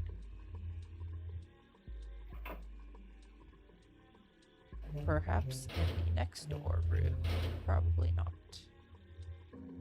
Let's boop. 1. Oops. Probably made it so that someone wouldn't trigger it by accident. 1, 2. I don't even have to count. They're just gonna automatically stop when I hit 7 anyway. Mashing. 7. There we go. There's that sound again. It happens whenever I pull that string a couple times. Junpei. Did you hear something from the other room? The other room? You mean from the dark room? Thank you for the... I feel like literally the first puzzle I did for this game was the most time-consuming one. This is going by pretty swimmingly. There's a ray of light. We don't need that. In the toilet. Ooh, oh my god, scary. 14 equals E. I think I saw 14 in red somewhere else. Was it on something I'm carrying around with me? Alright, alright. Oh, shoot. Tile. Come back. Oh my goodness. Come back. There we go. Got a feeling this is relevant. Is it not on the tile? Like, look. 14. What do I do with this? There's literally a 14 right there, buddy. Come on.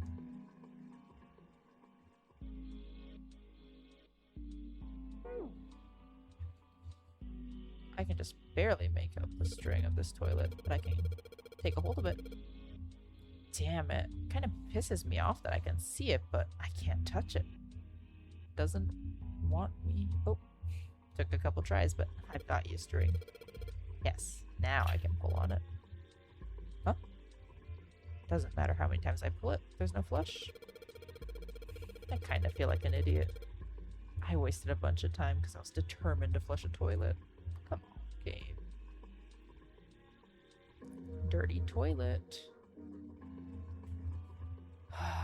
Okay, what do I do with my 14 equals E? Do I combine this with something?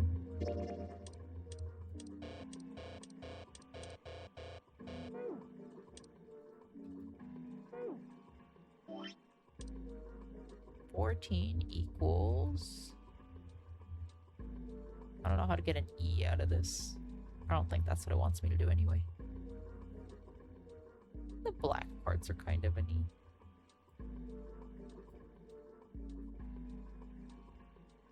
Well, I don't know. 14 equals E.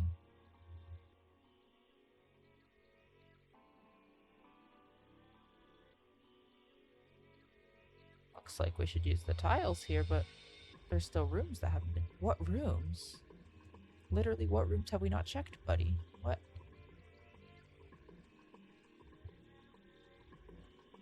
That's it. That's all we could do.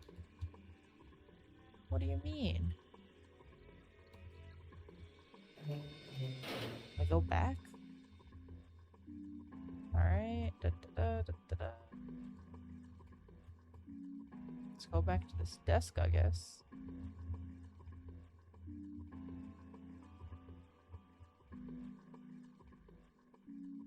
me to suck it up with a towel?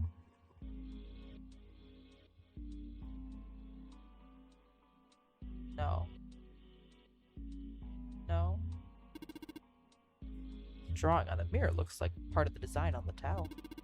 And the design on the towel was a river and a spring, right? If the picture on this mirror is a spring, it's talking about the water in the sink. So it's trying to show water flowing from the river and gathering in the spring? What are you going on about? Maybe you ought to explain. Forget about the puzzle we already solved. We need to look for new ones. Okay, well, I have a towel. What do I do with it?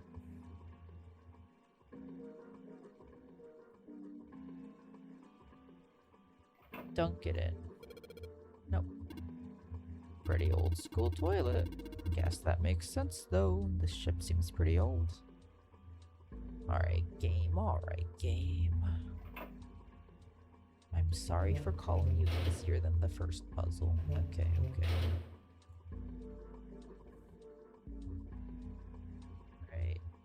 Right.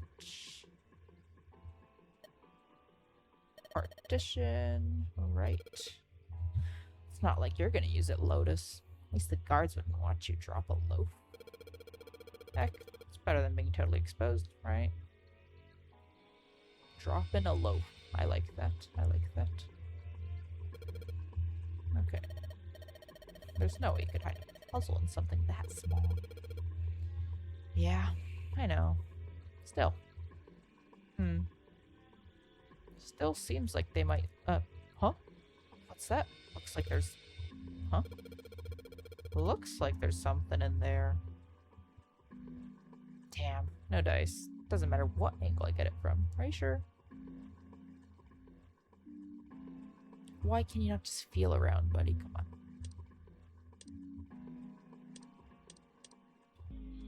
Can you just mirror? I don't know. Look, we got a desk mirror right here, dude. Oh! I forgot this desk had a little indent in the back. Oops. What was that? I heard it too. Let's open the drawer. A tile.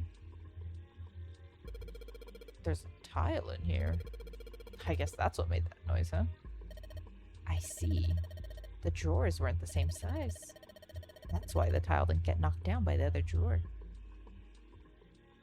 Can I not pick it up? Hello? Alright. Another 14 equals E. I guess... well, let's combine them. Maybe. Nope. Alright. Have you taken a closer look at this tile, Junpei? I noticed the 3 red lines here actually on top of the other lines. The red lines. Yes. Huh. Tile with the 3 colored lines on it, right? Junpei, did you notice this? Red lines. Yeah, I noticed this literally first thing, dude. Come on. Yeah, I guess it kinda does. 14, 14. I think that's all the tiles we got. Let's go. Looks like we should use the tiles here. Oh my god, there's more. Ah, there's 2 more. That means if 14 equals E, we haven't found 2. Okay, okay. Anything else in here, buddy? Yeah. Oh. Oh. Oh, is that what the flushing of the toilets did? Probably, honestly. Let's get him. Let's get him. Yep, 14. Oh, another one. Now we can change the E's out. Alright. Very funny, that's immersions. Okay. Well, looks like we've investigated all the rooms. The only mystery left is that door. Alright, let's crack that mystery then. I got 4 tiles. And there are a bunch of tiles that are the same size up on the wall here. So if we replace 4 of the tiles on the wall with the ones we've got, that should open the door. Well, there's only one way to find out. I guess you didn't have to flip that toilet seat up, you know? So maybe you wouldn't have gotten this hint.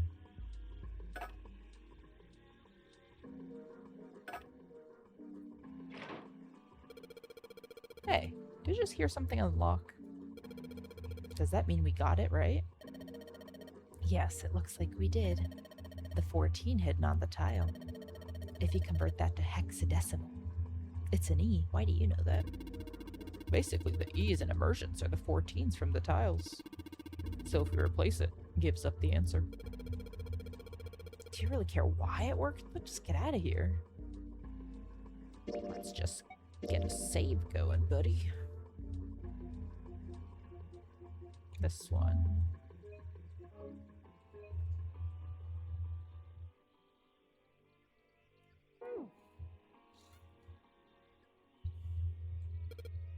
Yes.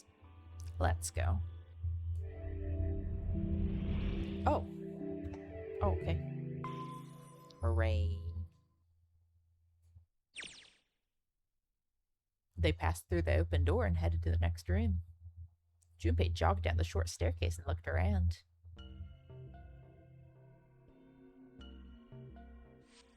Bloody. Oh, what the hell is this place? The words had sprung unbidden to his lips, but it was clear why. Junpei shivered. Lotus and Seven reached the bottom of the stairs and stopped short, terrified. Ooh, this room is really creepy. I think we ought to get the hell out of here now. He jogged up the stairs to the opposite side of the room and shook the door on the wall next to the catwalk. It didn't open, and he muttered to himself. Figures.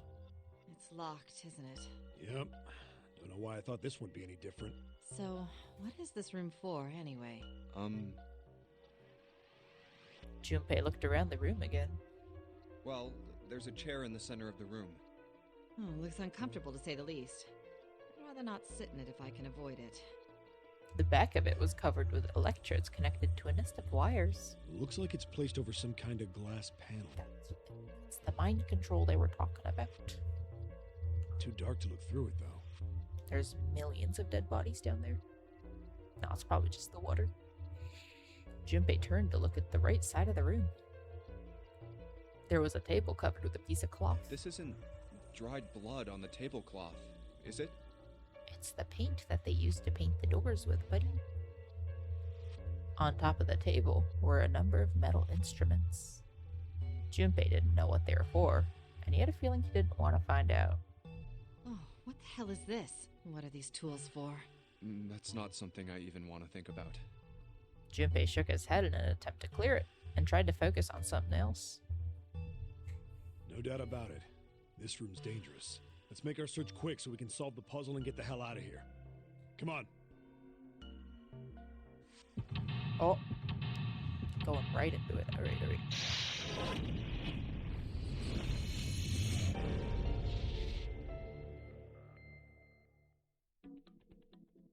Torture room on the nose.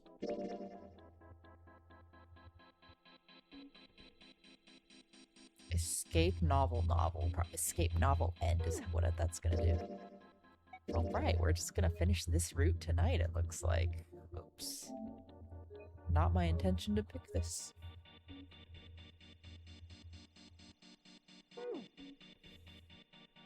Let's take a look at this electric chair. A really creepy chair. The manacles made me think it was used to torture people.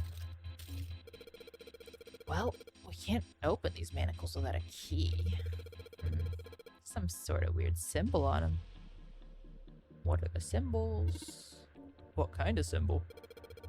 Well, if I got this right, I think it's the sun symbol. What about this one? Same? They've both got the sun symbol. Okay, wait, what's this? There's something on the screen. This device will conduct the experiment. Once the experiment has been completed, the door will unlock. First, adjust the switches to match the blocks in the sample above. Huh? I don't know what this thing is, but we gotta figure out this puzzle. It's right next to a torture chair. Whatever it is, I don't think it's good. Anyway, we just adjust the switches to match the blocks up on top, right? You adjust the switches shown at the four corners of the screen, then press the check button. Junpei, we don't know what this thing does. You can always come back to it later. There are lots of other things you could do. Oh my goodness. Boop, boop. What's the hint? What? Oh, do I have to match that? Is what it is?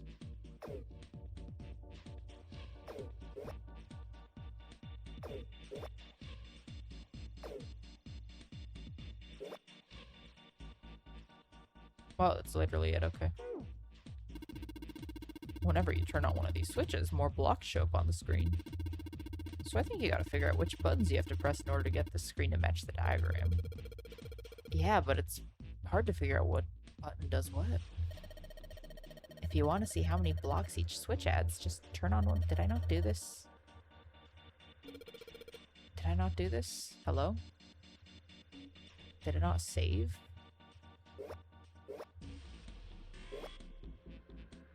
Oh, oops, I didn't press check. Adjustment is complete. Now proceeding to execution phase. To complete the experiment, data must be collected from the subject. Once preparation is finished, place subject in chair. Whoa, whoa, whoa, I thought we solved the puzzle already. What does it mean by preparation? I don't know. I've got a bad feeling about this. I think it means one of us gotta sit in the chair. Well, 7's not gonna fit in that thing. It's either you or me, Junpei. It's gonna be you, buddy. Collecting data. I wonder if it's going to run electricity through the subject. There's a human head on the screen. Maybe it's gonna zap the brain with a little electricity. This really doesn't sound safe. Anyway, we still gotta prepare. We can talk about this after we've figured out what it means by preparation, yeah? Well, it wants us to prepare, so maybe we ought to ask it what we need to do. Can we ask it? Hello. Disposal tank is closed. Please fill tank with water. What tank? Aw, man. Don't tell me we gotta do something with a water tank. Well, there's probably something around here to open the tank or whatever it's asking us to do. It looks like the only controls are in this room. That. Yep, tank with water. Okay. Yum. These levers gotta turn something on. Of course they would. All they can do is turn something on or off. What's important is what they turn on or off. Don't say the floor is gonna suddenly open up. Boop. Red, yellow. Do you think the colors mean anything? No idea. I mean, red looks more dangerous, but other than that, the bottom of this one looks like it's covered in rust. I don't think it'll move at all. Will this one move? Oil. Feels like it's got some movement to it. I should be able to pull this one.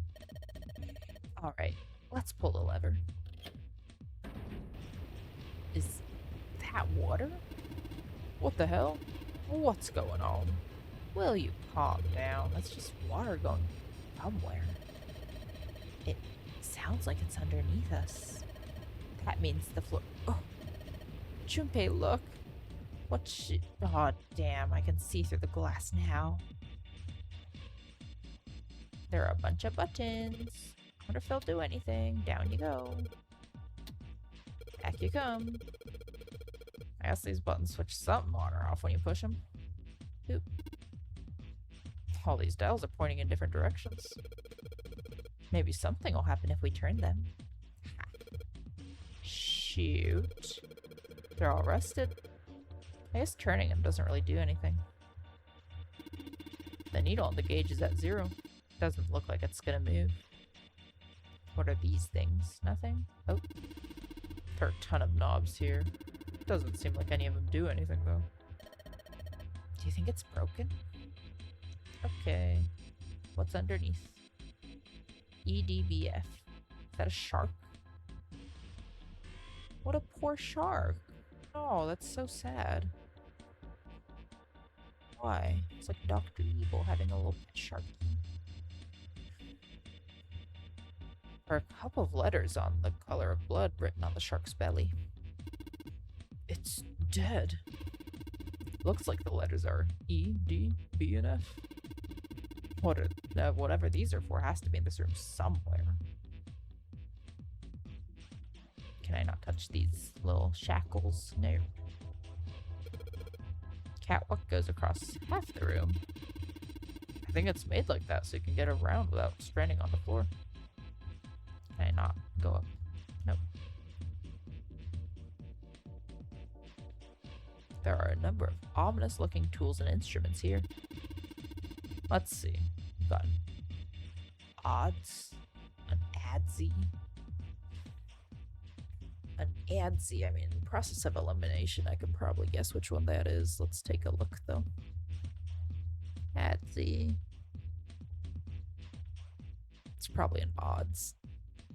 A versatile cutting tool similar to an axe, but with the cutting edge perpendicular to the handle rather than parallel. I learn something new every day. Pair of forceps.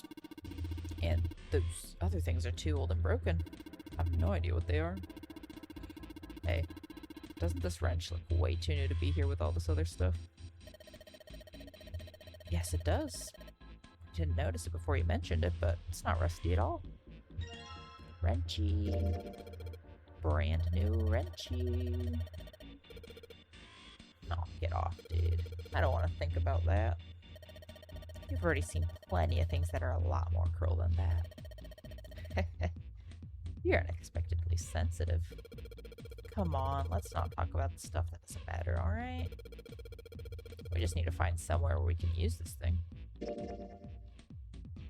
Unscrewing bolts. Do we have anything else here? Nope. Nope. Set of rusty stairs that lead to the door we came through. What? You wanna go back, Junpei? I wish solving this puzzle were that easy. Of course, the entrance is locked. It's been like that in every room we've been in. What did you expect? There's no point to try and go back. Let's just think about going forward, right? That's what the kids were doing. Probably. This kind of looks like the flashback scene he had. Hey, this pipe is connected to that thing over in the corner. I imagine there are electrical wires running through that pipe to the device. Excellent. There's a body in there. This tank thing is connecting the pipes. This looks like it's supposed to split a pipe or something, you know? But this one just connects a pair of pipes. You could have done the same thing with more pipe. Doesn't really seem like they need it here. Wonder if there's a reason for it. Alright, let's take a fill, huh? What is it? EDBF, okay.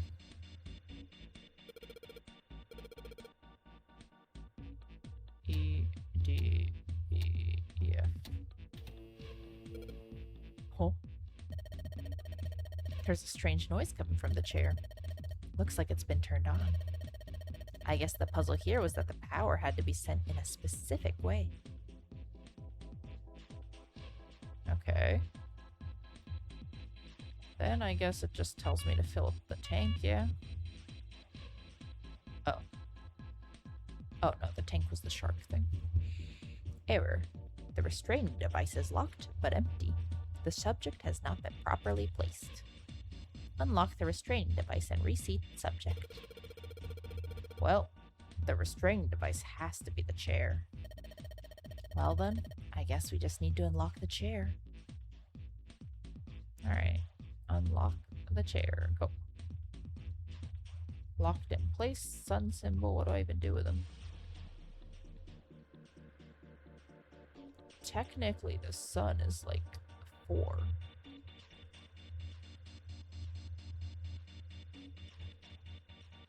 Right? According to the last thing.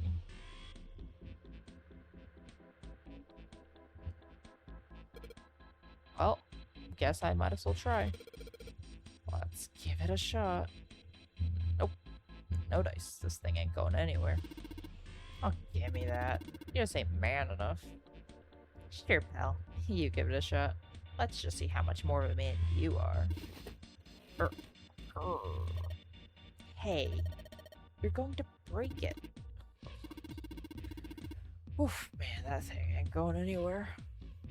Okay. Okay. Covers bolted on. Oh, the wrench. Of course, of course. Sweet. It's open. The hole's too small. You can't see in, even with the cover off. Well, you can see in, but I think there's enough room to stick your arm in. Are you sure you want to do that? There could be something dangerous in there. Okay, I admit, that scares me a little, but we need to see if there's anything useful. Boop. Hey, hey, hey. Stick it in. Alright, here we go. Arm into the hole. Hey, I think I can feel something. It's small, cold, and hard. Doesn't feel like there's anything else in here. Alright, let's see what this thing is. Key. Yeah, the sun key. Excellent. We should be able to open the door with this. Yeah, but we gotta get out of this room before we do that. And we're probably gonna need the sun key. But none of the doors in this room have keyholes. Except for the shackles. Come on, come on. I know the game's telling me just in case I forgot, but come on. Let's unlock these bad boys. Great, they're open. I don't think we're gonna need the sun key again in here, though. Just seems unlikely. Alright, Sunky, you've done your job. Into my pocket with you. Who wants to sit? The restraining device is unlocked. Please see subject in device. The message on the screen was disturbingly attached. Well, like we thought, it's not going to work unless someone sits in it. How ironic that this would be the situation in which this slim, beautiful body is useful. Lotus, are you sure? I can sit in it and you can solve. Junpei's right. If we screw it up... Seven couldn't bring himself to finish the thought. His eyes fell to the floor. Junpei followed them. Beneath them was the dead shark, floating underneath the glass. Perhaps it had been killed by an electric shock. I'll be fine. Even if I fall in, the shark is already dead. It's tranquilized. It's not dead. It's probably dead. No one likes an indecisive man, Junpei. I can still give you advice from the chair too, you know. I just don't want to stay in this room any longer than we have to. Go over to that screen and let's get this over with. After her words made it clear that Lotus would book no argument, she turned and walked towards the door, the chair without hesitation. But she did not sit down. Despite what she'd said, she did indeed feel some hesitation. Her legs shook. Look, do you think you could do me one last favor? Don't say last. You're making me nervous. Just listen. If something happens to me, I want you to tell my daughters. Daughters? Oh my goodness, daughters. Tell them that I loved them very much. No, tell them that I will always love them. Daughters? You've got kids? Yeah, we know like nothing about anyone here. Yes, Come I on. do. I suppose they're about your age, Junpei. Oh my god, she's old.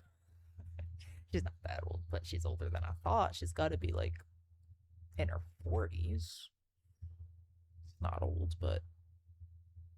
They're twins. I had them when I was young after... Well, some things happened. Bummer. Some things, huh? That probably means she's in her 30s. Their names are Nona and... Owie or something? Wait! Uh-oh. Nona? Uh-oh. What does that mean? Junpei's words shot out before he even realized what he was saying.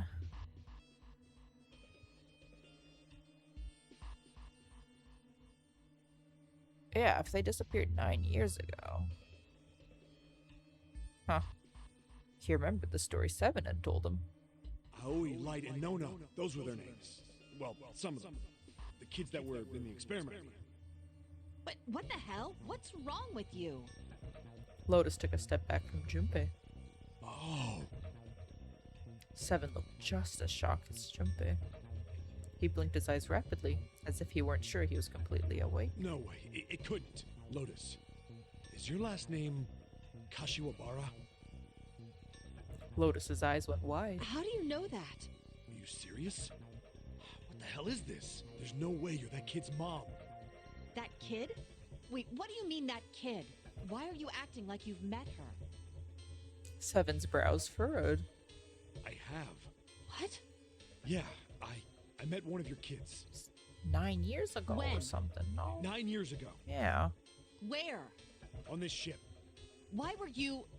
It's not a short story. Look, I don't care how long it is. Tell me, please, what happened here? The thing that returned was not her kid. Oh, Fine. kidding. I'll tell you. Seven glanced at Junpei, then turned back to Lotus and began to speak. It was the same story Junpei had heard only minutes before. Every detail. But... And then, that was Thank when, you, thank you, thank From you, there, thank it you. looked like... We don't have to just it recap this finally- game. That's all I remember from 9 years ago. At last, Seven finished. Lotus shook her head. Oh my god. Everything I've been looking for. For the last 9 years. The person who had all the answers was right here. Oh, sorry, kids did disappear. They didn't come back. Looking for? Yes, that's right. 9 years ago, my daughters disappeared. Then 9 days later, they came back. Oh, they came back. They never told me what happened to them over those 9 days. I took them to the doctor, but I was told they hadn't been hurt in any way. Still, I was sure that they had been through something. They still have a bomb in So them. I couldn't bring myself to force them to talk about it. I'm kidding. If I did, then I'd force them to relive whatever horrors they'd been through. I hope she took them to therapy, though. I didn't have any choice. I had to try and ignore it and move on. Bad Oh. parenting. A few months passed. Gradually, they started to act like they always had, before they disappeared. They smiled and made jokes and did all the silly things kids do. It got harder and harder for me to ask them about what happened. How could I ask them to remember that? How could you not take them to therapy? Eventually, Or how could the doctors I not knew there was no take way them I to could therapy do or it. whatever? But I'm still a mother. I couldn't simply forget that something terrible had happened to my children. So I decided I would investigate what happened on my own. I would find out what happened during those 9 missing days. What did you find out? Nothing. The police pretended to be concerned, but they didn't do anything. Once the 16 children who'd gone missing came back, things were just... But one of the kids died. Even the media didn't talk about what had happened. I figured someone was probably paying or threatening them to keep their mouths shut. Cradle Pharmaceuticals. No, probably something even bigger than that. Cradle Pharmaceuticals. Have you heard of them before? No. It's the first time I've ever heard that name. 7. How did you find out that Cradle Pharmaceuticals was connected to the kidnappings in the first place? I figured finding out whatever the victims had in common would lead me to the culprit. That's what any good cop does. What did they have in common? Every single one of the kids who disappeared had gone to this one hospital at some point. The hospital was one of a bunch that were under the control of Cradle Pharmaceuticals. After that, it was just about connecting the dots. The hospital. The hospital. And for a while, I was trying to get some kind of information out of the kids at the hospital. One of them told a weird story. What was it? Have you heard about the Gansfeld experiment? Refresh my memory, please. I guess all these kids had to go through it while they were at the hospital. I think it was passed off as some sort of counseling. What did you call it again? Oh, the Gansfeld experiment. This is how it's set up. First, subjects Q and A are put into separate rooms, far away from one another. Then a series of video images are shown to subject Q, who is told to send the images to subject A by thinking about them. Okay, I've never heard about this in my life. I wonder if it's a real thing. Okay, let me just... I'm not going to read it. I just want to see if this is a video game thing. What is that? Cans felt agreement. Oh my god, scary. Why'd that picture come up? Alright. Pseudoscience. I've never heard of this before. Subject A, on the other hand, is put in a large reclining chair and given a blindfold. With their senses cut off, A is asked to guess what images Q is looking at. Oh, yes, I've heard of that. It's a famous telepathy experiment, isn't it? Telepathy. That's how the experiment on this ship was supposed to work. What? The experiment to control people, right? Oh, I guess. Yeah. I don't know if any of the telepathy stuff really exists, but maybe someone from Cradle Pharmaceuticals bought into it. Lotus grunted. Seven had been thinking hard for the last several minutes, and finally spoke. Even if that is the case, I still don't get how that has anything to do with any of this. The notary game, Zero, why we were kidnapped. What does any of that have to do with telepathy? I know I brought all this up, but I have no idea. Maybe none of this stuff is connected after all. Then, in that moment of silence, a cold voice echoed down from the ceiling. No subject has been detected. Unless a subject is detected within 60 seconds, Uh-oh. all power will be shut down. Thor. Let's see. What? Oh, we're still here. Okay.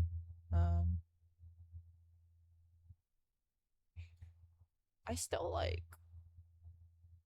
Did they just pick these people randomly? They'll probably go over that, but I feel like they must have done something. System recovery is estimated to take 1 hour.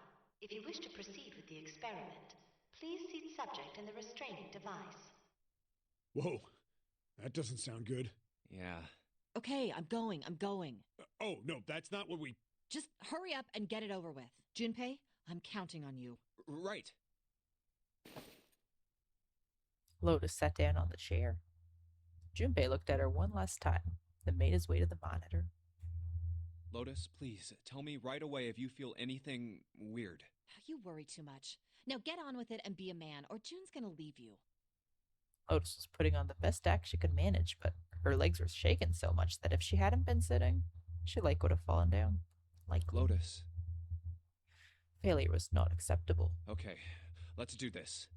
Junpei took one last deep breath and stared at the monitor. What?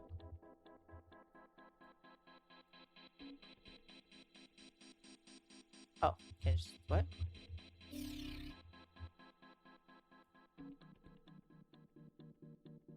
What do these carrots mean? Well, can't do anything, okay.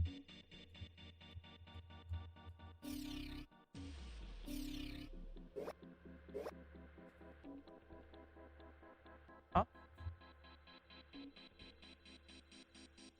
What? How do I turn it back on? Come back. What happened?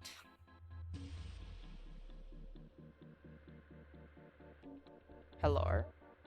Oops. Uh-oh.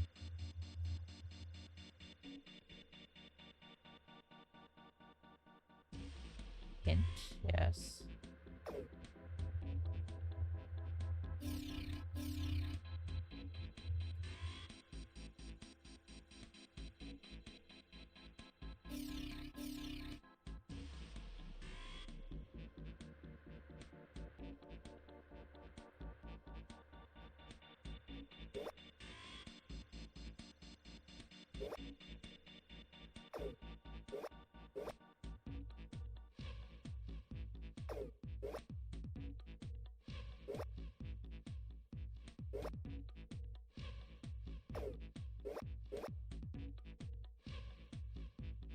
So 1, 2, 3.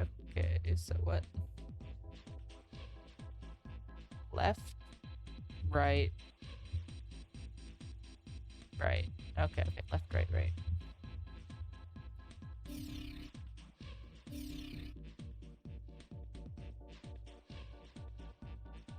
I am incorrect.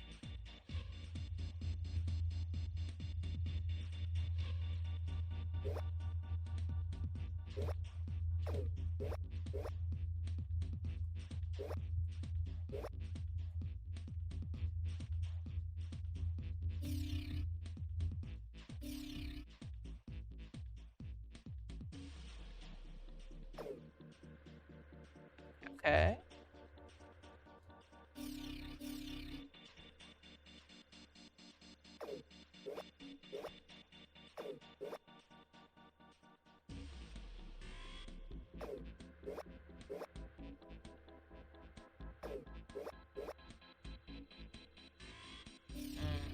Mm.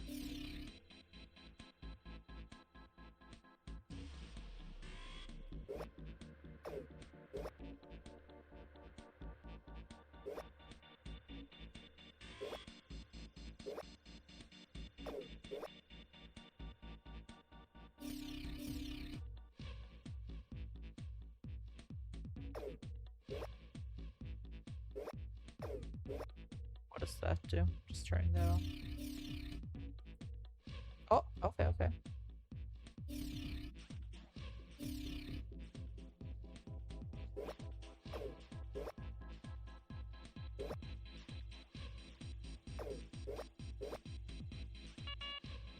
Mhm.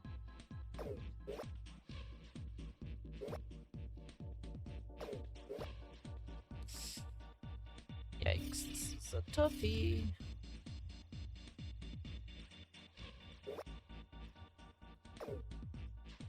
Maybe we...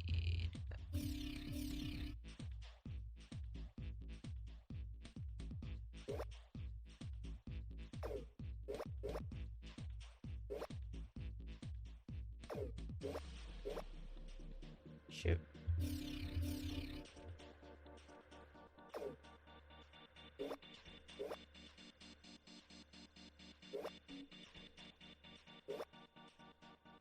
I've already done that.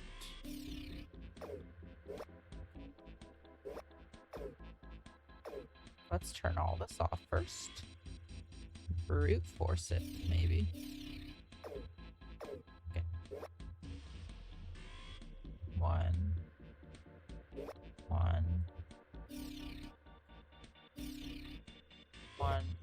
No, I can't brute force it. There's gonna be so many combos. Okay, okay.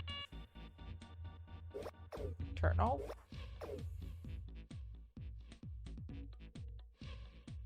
Hello? Oh.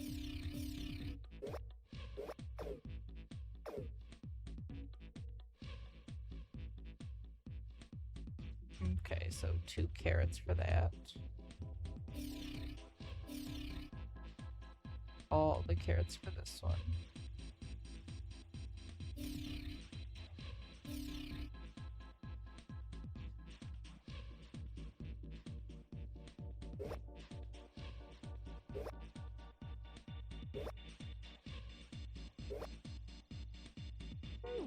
Oops, god dang it.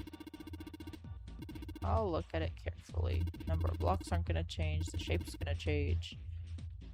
Pointy one's the one on top. Yep. Yep.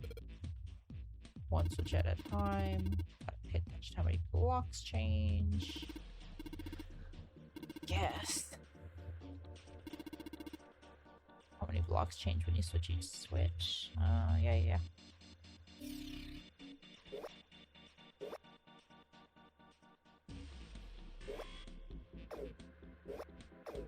So 3, 2, 0. 1, 2, 0.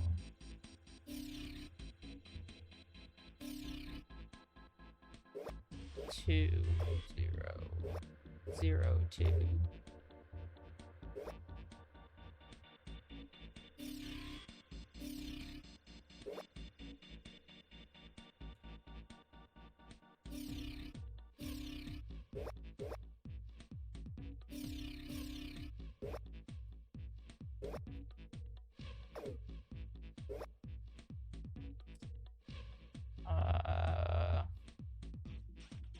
I wish I didn't have to close out of the hint every single time.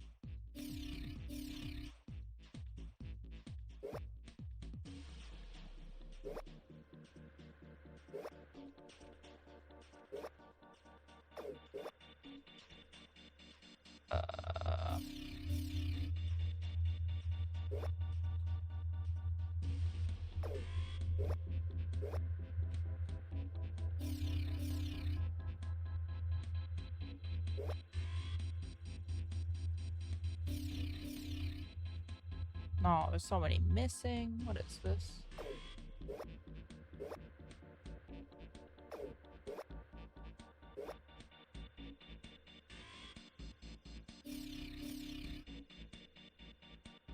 This side's fine. Da-da.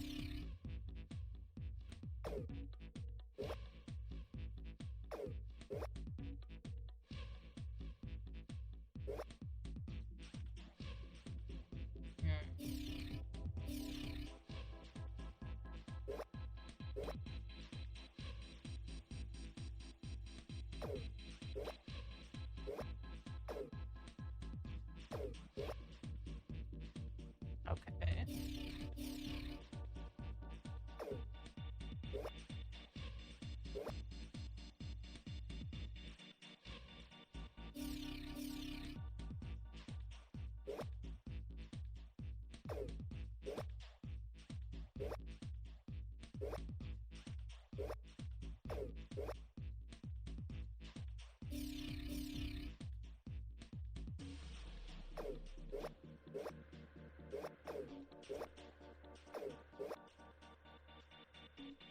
Okay.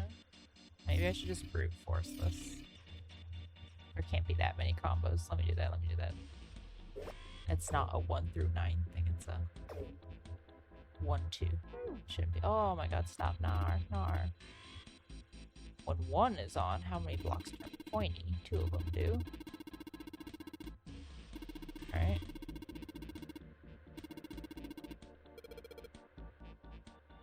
I guess. Okay. I'm just gonna... Okay, so we are off, off, off, off. Let's do off, off, off 1.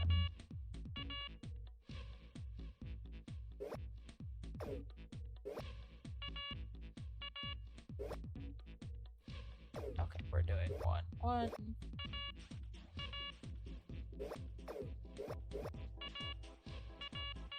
Okay, and 2.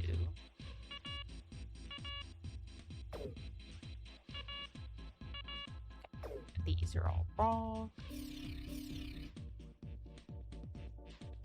That's wrong, of course. Yeah, wrong, of course. Of course.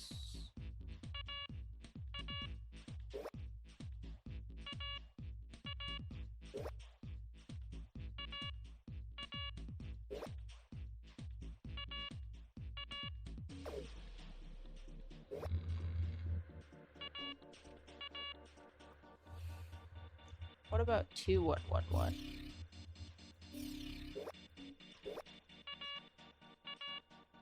Two, 2, 1, 1.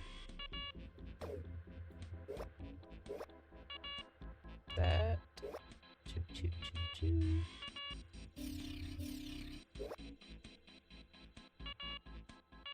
Okay.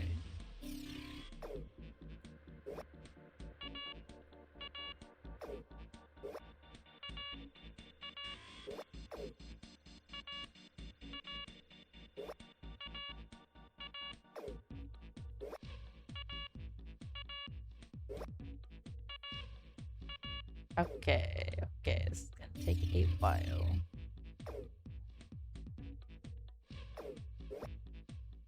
One, 2. Dang, I already forgot what combos I did. 2, 2.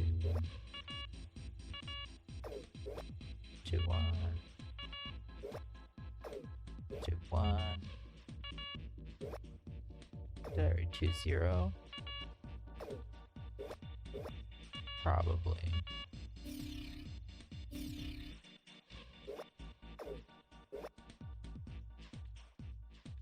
You know, okay. Brute forcing is not doing anything. Alright.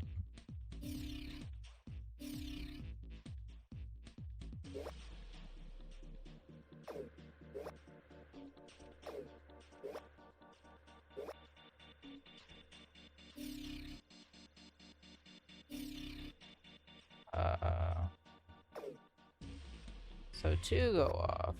0. Okay, so wait, do I just need to add up how many carrots on either side? What if it's that easy? 1, 2, 3, 4. 1, 2, 3, 4.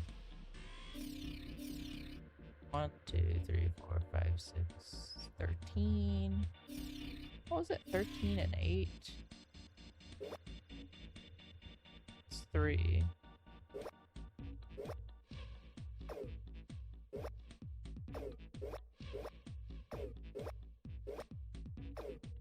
Okay, what if I just do that? 1, 2, 3, 4, 5. 1, 2, 3. 1, 2. 1. Should I have to write this down? Come on now, come on now. I'm not gonna remember this, I'll write it down. Alright, so.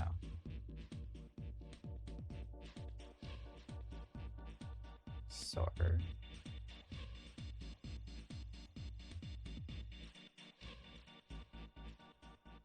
What was it? 1 on.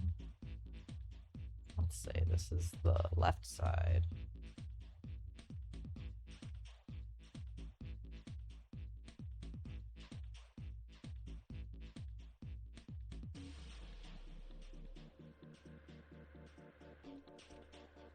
Oh, wait. Left top one is 3, 2.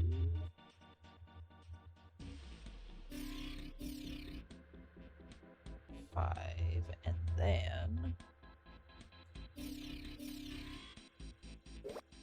2,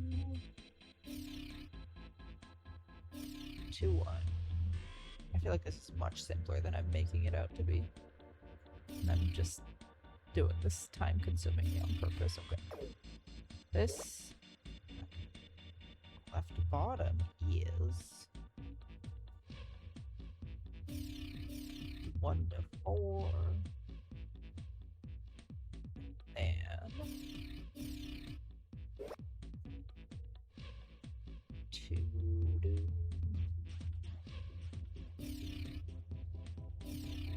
3. Right top is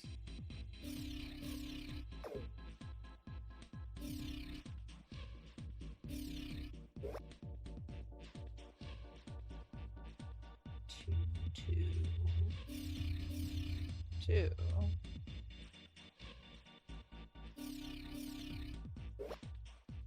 And 2, 2, 3.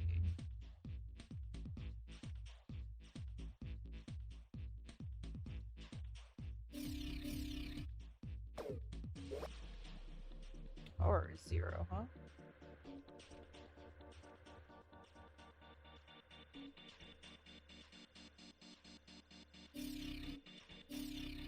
Zero with 3. And 2, 2,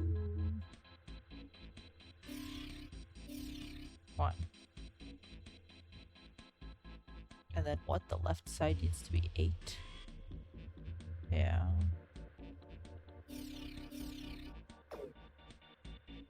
And then 13 on the right side.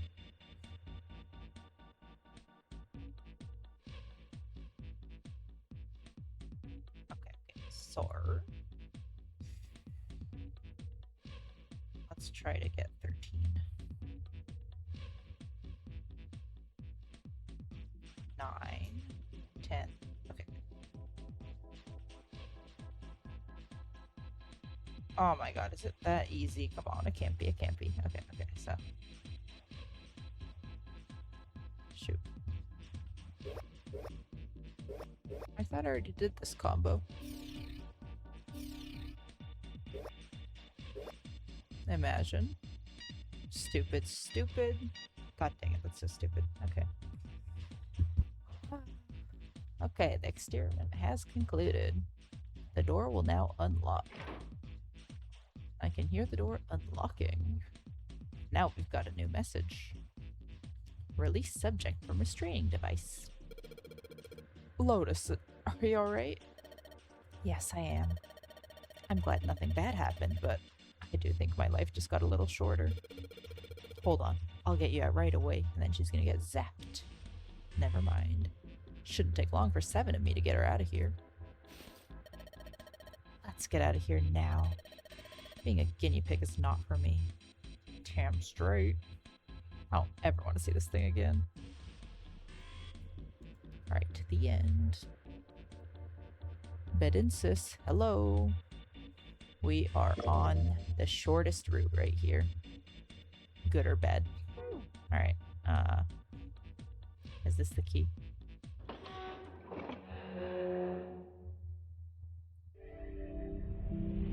Escaped. Hello, hooray. The hallway goes to the left. Right, before you go on, you gotta save a little bit. This one.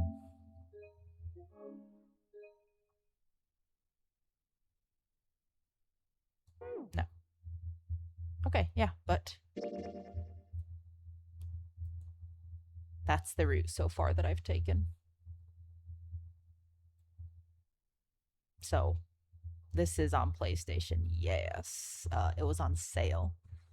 I bought the the Zero Time Dilemma first, and then I looked it up and it said I had to play the other games. And luckily, the bundle of this was on sale, so it's been good so far. Yeah, but I don't see any doors. Guess we just need to keep going. Right. Let's. Oops. It turned left twice before they saw the elevator. An elevator. Just what we need. Let's take this to C deck. In silence, they jogged up to it. Junpei pushed the C button. The elevator motor ground away, and before long, they found themselves once again on C deck. The door opened, and they stepped off. Let's go. Yeah. We're not gonna meet anyone else, though. Our paths don't converge. Ooh. Oh, no. I didn't play Zero Time Dilemma before this. I was going to. But then I looked it up and I was like, oh, I have to play the other games first. So, no, I played this one first.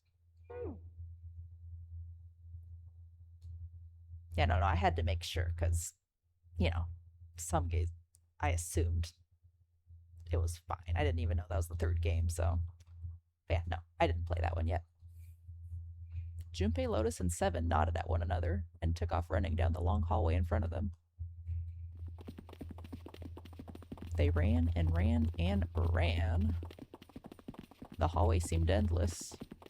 I know where we need to go. The door behind the central staircase. There was a sun symbol on the keyhole of that door. Right, I forgot. And I happen to have the sun key in my pocket right now. This should open that door. That was why they ran for the central staircase. They had run for quite some time when they arrived at the door at that end of the hallway.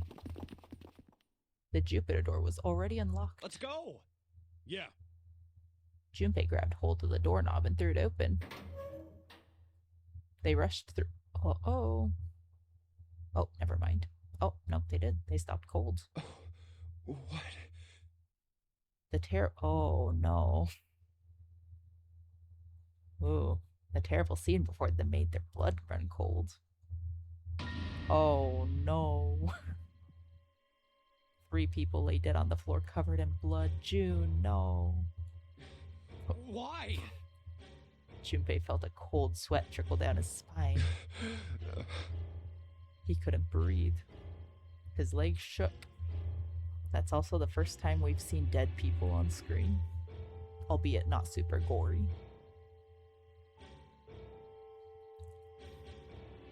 His body felt cold, deathly cold. Yeah, no, for sure. I'm glad I looked it up beforehand. I had a gut feeling. I was like, wait a minute. Before I clicked on the game, I was like, just in case, let me see if there's anything else I should play before it. So yeah. So far I'm liking this game a lot, so I have good expectations for the rest of the series. Right. But his blood was boiling hot. He could feel his mind begin to fade. He couldn't think. He couldn't concentrate. His mind was blank. What the hell? What the hell happened? Seven's voice was weak and broken. He edged towards the bodies, his movements stiff. Clover. He bent down over Clover and pressed his fingers to her wrist. Nothing. She's dead. Suddenly, Lotus moved. Before he understood what was happening, her hand was in Junpei's vest pocket. Hey, what are you doing? He leapt back.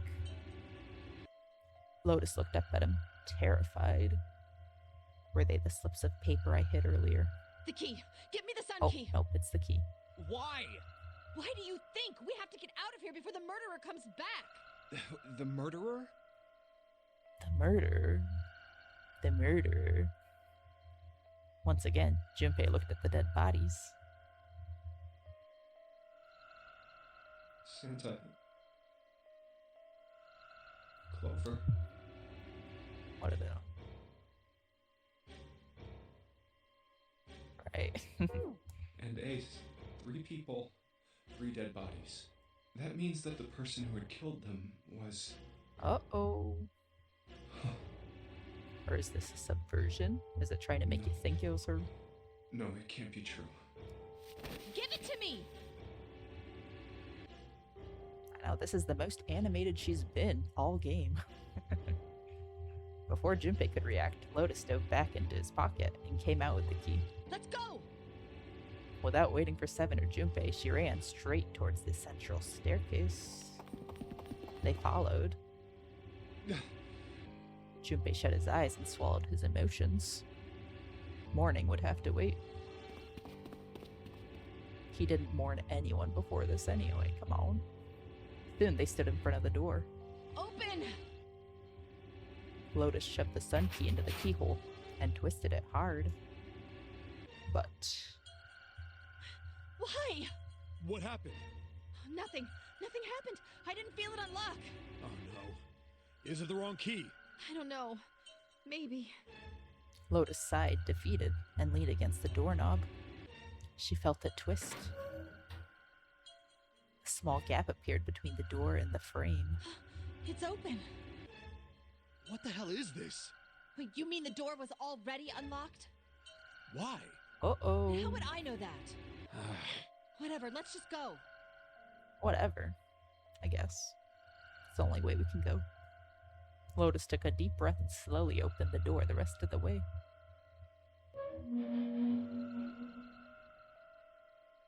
They stepped inside.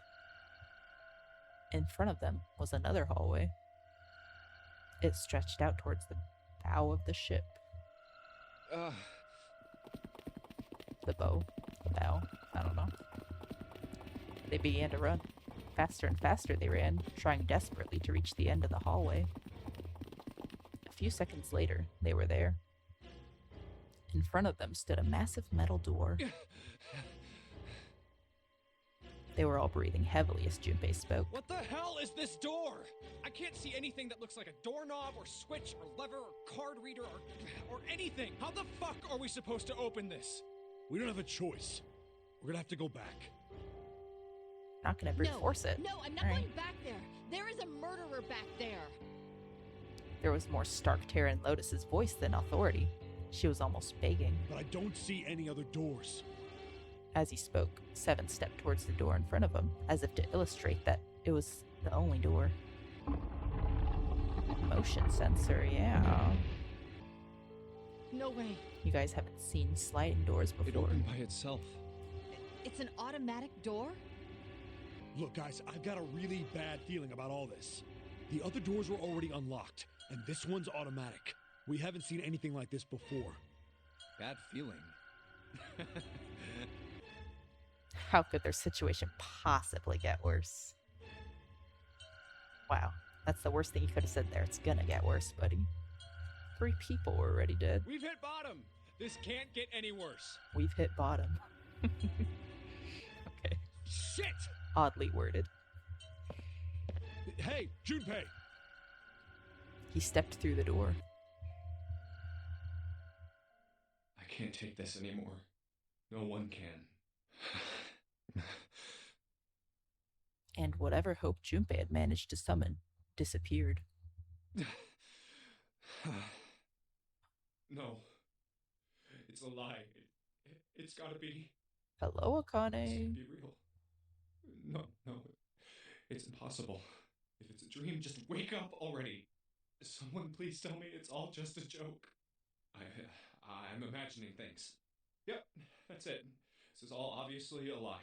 It's a big, elaborate trick. An illusion or something, or a dream. It's made up. It wasn't real, right? June. No, the code names meant nothing now. Ah!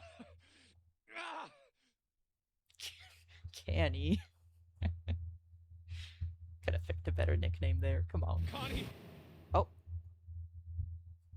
She's dead. Oh. Junpei cried out and leapt through the door. He flew to her side, his heart like a stone in his chest. Connie! Connie, hang on! Junpei swept her up and shook her by the shoulder. Wow, I really thought since the beginning I was suspicious of her, but perhaps not. She moaned, and her eyes fluttered open, but only barely. Connie! Jumpy? Her face was pale, and her lips were dry and cracked. Her eyes were blank and cloudy. They stared straight at Junpei, but saw nothing. Junpei put his hand against the small of her back to hold her up. It felt warm and wet. He lifted his hand up. It was covered in blood. Oh man, Connie. There's so much blood. What if it was Snake? Because we didn't really see his face. They said it was like blasted half off and we couldn't make it out. What the hell happened to you? How did this happen? Probably not. It was all he could do not to break into tears. Jumpy, I'm sorry. Her voice was thin, a minuscule thread that was the only thing keeping her with him. I might not make it. No way I am going to let you die. I am going to save you, I promise. Thank you, Jumpy. Thank you so much for everything. I was really happy to see you again, Jumpy. Really happy. Oh, don't give me that I was crap. You're gonna see me again lots more times. You just gotta hang on, all right, Connie? You know, I never went with her into like any of the rooms, so I have no idea what their backstory is besides childhood friends. They seem awfully close. You... Ow, what can I do? Damn it! He looked up from Kenny, desperate for something. Anything. A submarine? Har. The only way people in this can escape is if they can operate a submarine.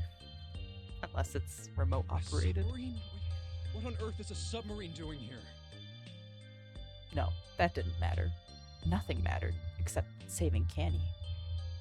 That was the only thing he wanted. That's it! Junpei turned his head back to look down at her. Hang on, all right? There's a submarine over there. I'm gonna go see if it works. No, don't go. Please, don't go. Please, just stay with me, okay? I want to be close to you, Jumpy. When I... Connie. Jumpy, did you know? You meant a lot to me when we were kids.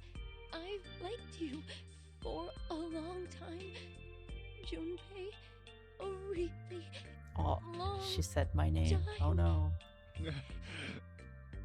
Junpei's vision had gone blurry.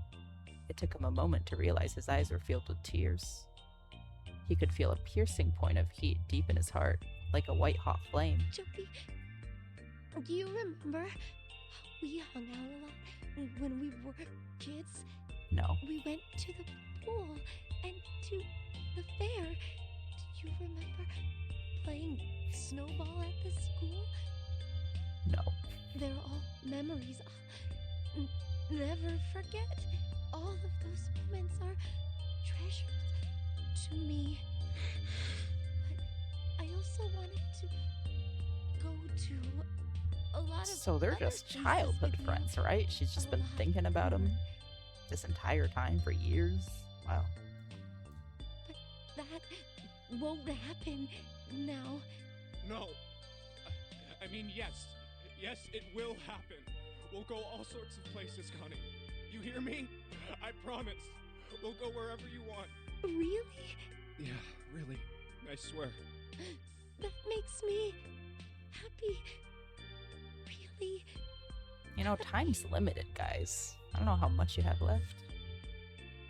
She said it to herself over and over, a weak smile creasing her tired face. Jumpy, I feel sleepy.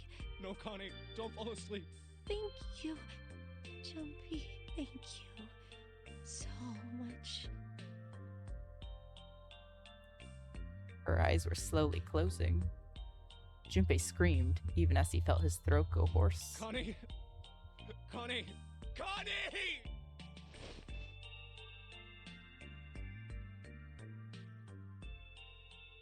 She's gotta cut her nails. Ooh.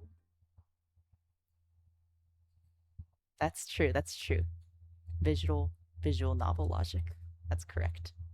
This entire time, I'm assuming the others were doing something else. Or maybe they were just paused that whole time because it only took place over 2 seconds.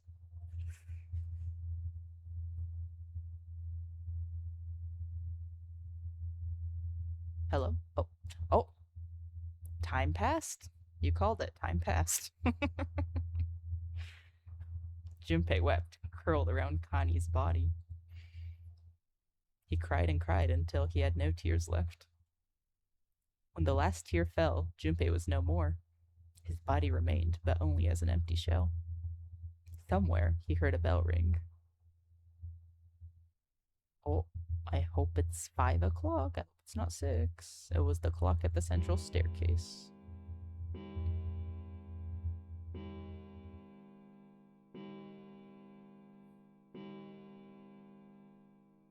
Okay, it's 5. That's good.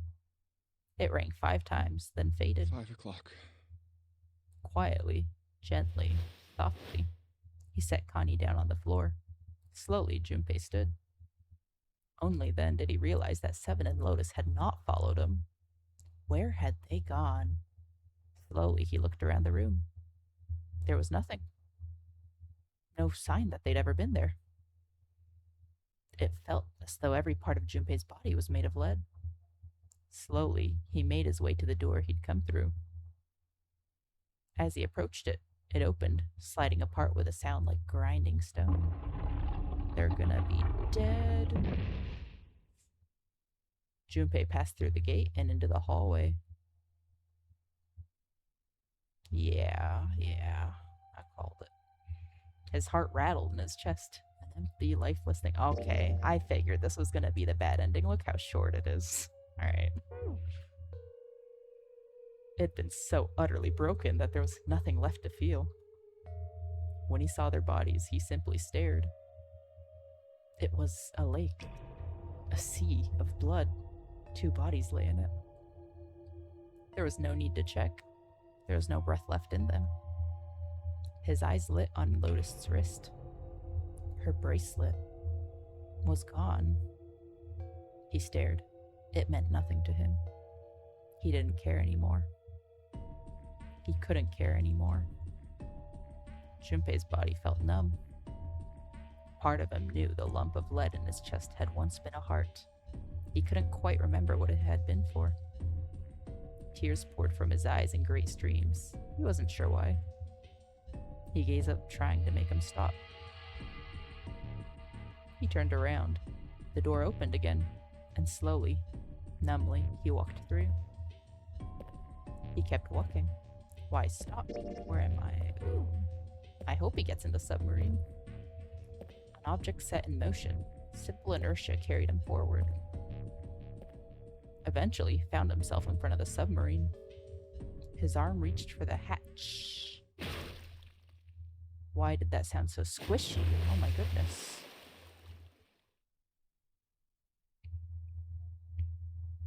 snake was never blind in the first place, and then he was floating in water. His eyes stared down into it. He couldn't see the bottom. His back was hot. Dimly, he felt the blade of a knife in it. Whew. One dead body lay behind door number 5.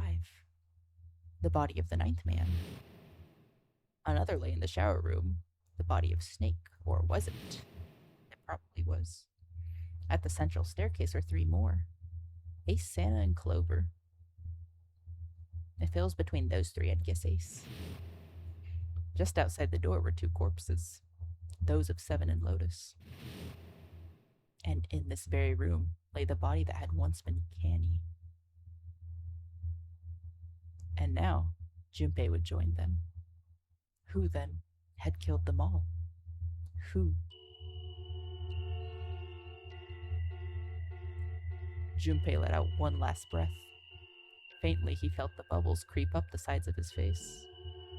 His consciousness faded quickly, dissolving away into the cold, gentle lapping of the water. Uh-oh! Uh-oh! Great. Well, there are other endings to do. That's so funny, because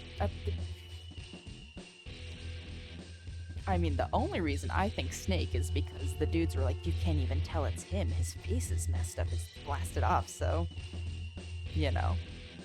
I figured it might be him, you know. But who knows? Who knows? It could maybe not be him. But that was just my theory. They didn't really... I don't know. That was fishy. Snake is smart, so, like, I don't know. That's just my prediction, though. That'd be kind of lame if, like, Zero was literally in the ship the whole time, you know? I don't know. It could also be the first man. We didn't see him blow up. He was behind the door. Could have been a trap door. But yeah, it's so funny, because at the, you know, when I picked my choices, I was like, you know what? I think this is going to be the bad ending, but I'm not going to do it. And that ended up being the bad ending. So, oof. You know, it was either Snake or Ace, is my guess, who stabbed him, you know. Ace, because he was kind of too kind, especially with Clover. He was trying to, like, push her to do other things, you know. Like when she was like, the killer is among us. He was like, I don't know. You're just upset. So it could be Ace, but it could be Snake. Those are my guesses. Oh, trophy. We all die by a yellow submarine. Oops. One ending. Multiple endings. Play through the game multiple times. Save your progress. Oops. Memory of escape. What is that? Oh. Okay. Yes, save. I guess this one was my save file.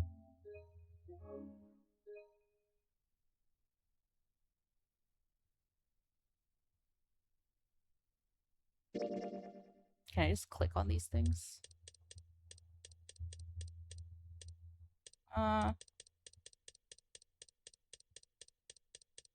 If these things converge, how important is it to just do this, to just come back to the same story point? Like, I assume it's important for character knowing purposes. But, oh, yeah, or whoever, you know. But yeah, if you know, if it's, like, important to do this stuff. Like, I'm assuming it adds character, like, information and stuff, you know. Which I guess is important, you know. Yeah, I guess I'll just start here. Can I click on it? Yes, okay. What? What's this? I thought we were finished with that Ooh, topic. I don't like this one. I like this one. But Okay, what so I should we already do? did this stuff. How do I skip through this? We should talk it through. Oh my god, enough! Okay, throw up Talking his won't solve any. hands. Really sure you want to just sit around? What does stop do? Oh, it's on a skip. We've only got 7.5 hours left. Behold. Alright, let me pick the other option, please. You're right. Very well then. Sure, not gonna be. Well, it's. Thanks. Correct. But But, who's going to go? oh yeah, Da-da-da. all 8 of us can't. Then it would. Shoot, which door Wait. did I go through? 5. Okay, I gotta go through 4. I'm telling you. Come on now. Call me if I'm going to. Sorry. Oh, Hey, man, if you think... What the hell? Alright, let's learn Doesn't more mean- about Oh. Ace and the folk. Fine. I can't go anyone. I'll go. What? Don't worry. We may... How do you? Because I... It's very handy that That's this none of your lets you What am I going to just do? click on there's it. nothing you. I didn't have to make If multiple I save join points. you, 7, and if you. 7, the digital... Oh, the 4. Wait. What about the other? Lotus, Santa, Barbara, Okay, yep. Let us go. Oh, shoot, my digital route. Oh, no, I can just add this in my head. Okay. 11 plus 6 is 17 plus 5 is 22. What is it? 8 plus 3 plus 6, the digital root of 20. Oh, that was grayed out anyway. It's 4. Add up our 4. Then we can. Yeah. So the team assignments will be 7, Snake, Clover, Lotus, Santa, June, and me will go through door 4. Oh. Did it just give me 4 because it knew I already did the other option? Are these really the team beyond door 5 is? I never want Oh, to see no, them, yeah, of yeah. course. If Never mind. went, I pick could it bring here. June with me. Should I stay silent? I was or not should I torn. stop them? Junpei was not torn. All right then. His mind it is seems made up. we've reached. I'm going through door. Go ahead. We're over there. The door's not going anywhere. Which door? You're gonna go through 4, buddy. I'll go through door 4 with Lotus, Santa, and June. There's nothing to worry about. I just need to stay by her side. June. Akane This Kurashiki. should be fine. It's no problem this way. I should see the other 4 off. He made no shows of affection, but Junpei saw her as something more than just friends from his child. See, I didn't get any of this. He showed, I skipped, I didn't do this part, so. Looks like Ace and the others are going. He watched the other 4 walk towards their door. Ace, Snake, Clover, and 7. Junpei said nothing as they left.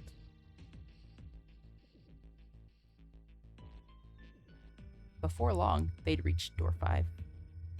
They talked to one another for a few seconds, saying things Junpei couldn't hear, and then laid their hands, one by one, on the scanner panel of the red.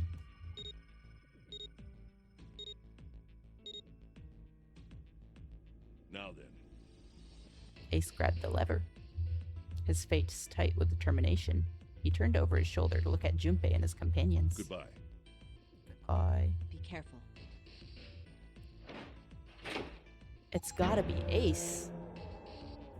Because I didn't go through the door with him right now either. Oh my goodness, I bet I'm not going to be able to go into any rooms with Ace ever, I bet. Fishy, fishy. As Ace pulled the lever, the door swung open, the mouth of a great hungry beast. So horrible. Beyond the door, Junpei knew, lay the sad remains of the 9th man.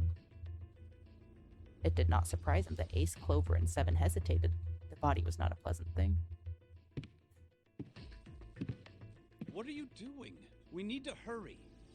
Snake had no such problems, as his blindness made him immune to the horror. He stepped through the door, his feet making a wet splack in the pool of blood. That was an odd quotation mark. Yeah. It's between Snake and Ace, but replaying this, right off the bat, I'm not going into the same room as Ace, so we'll see how the other rooms go if I ever go into the same room as him or not. Snake, your shoes.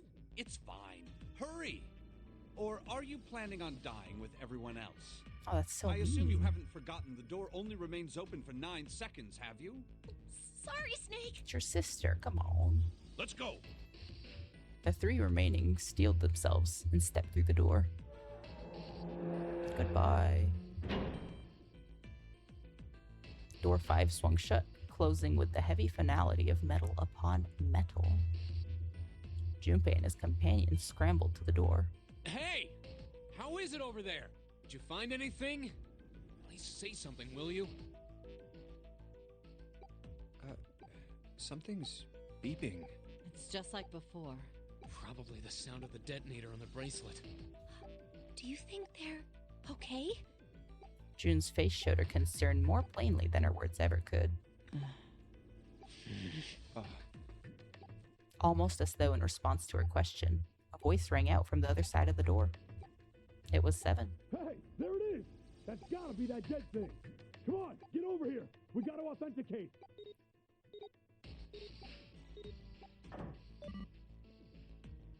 The beeping stopped.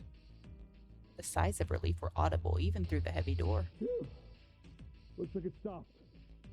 Junpei and his companions leaned away from the door and breathed a collective sigh of relief of their own. Hey, guys! Are you doing all right over there? They'd heard Seven's voice, but it wouldn't hurt to be sure. Yep, we're fine. Despite the recent danger, Clover's voice was as bubbly as ever. Oh, hey, I'm gonna tell you about this whole dead thing, okay? You know what? Come to think of it, I've never been to a room with Clover either, so The dead We'll see. is just like the red, but the color's different. You know how the red was red? Well, the dead is blue. Other than that, it's just like the red. Authenticating is the same too. Awesome! Thanks. That helps a lot. Well, we should probably move on now. You be careful out there. Roger that. Junpei and the others left door 5 and headed towards door 4. Whew. Now it's our turn. Wait, no, it's not Clover because 7 touched her wrist and said she's dead, so maybe it's not her. I'll go first. They stood in front of the red and placed each of their hands upon it.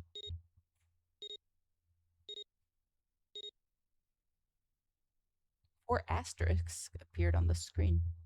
Junpei grabbed the lever and turned her hand. Okay, we ready? Yeah. Sure. Let's go.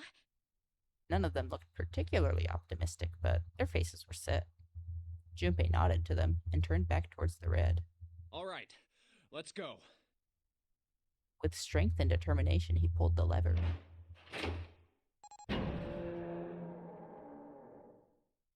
Run!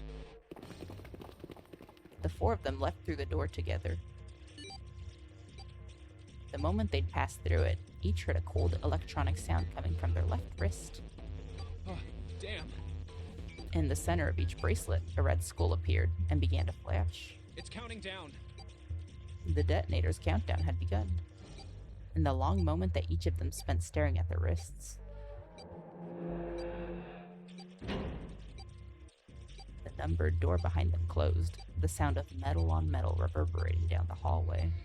We can't go back! We need to hurry and find the device. Yeah. Of course you can't go Hey! back, dude. Where the hell is the dead? How would I know? Don't give me that crap! Start looking! I already am. They began to run, eyes looking frantically for the device that was the key to their salvation. The hallway they found themselves running down was a long one, easily 300 feet in length. On the right side of it stood a series of wooden doors, all nearly identical. If they had taken the time to think, they would likely have discerned that the doors led to the cabins. Don't tell me the dead is in one of those rooms. Oh no! How many rooms do you think there are? Junpei was too frightened to count properly, but at his best guess, there were 7 or 8 of them. Ah, fuck! We don't have time to count. Junpei ran to the nearest door. We just need to open them all. This one's like more stressful than the other door. I feel like the other door went pretty smoothly. He grabbed the knob and shook it hard. It won't open. It didn't feel locked, more like someone had hammered an iron plate over the other side of the door. Junpei turned around to find another door and saw that his companions had already run to the doors of their own. They did not seem to be having any more success than he had. Their own words confirmed his fears. Shit, this one's no good. Same here. It's not moving! June was the last to speak up. Oh, As Junpei looked in her direction, his eyes caught something he hadn't noticed before. A small red blinking light. there it is! At the end of the hallway. Run! Even as he yelled, he ran. He grabbed Santa, Lotus, and June and pulled them towards the light. Santa called out to them as he ran. Hey, how many more seconds do we have? How would I know? Our time limit is 81 seconds! I know that, goddammit! I'm asking you how many seconds we have left! In all likelihood, Junpei figured nearly a minute had already passed since the door had closed behind them. If that was true, urgency foremost in all of their minds, they arrived at the end of the hallway. The dead sat on the left wall, blinking almost tauntingly at them. Hurry! It's the dead! Get over here! Junpei grabbed hold of the machine, his hands slick with sweat and shaking. He slammed his hand against the scanner panel. Come on, everyone! The other three quickly followed suit. With a grunt, Santa yanked the lever downward. Excellent.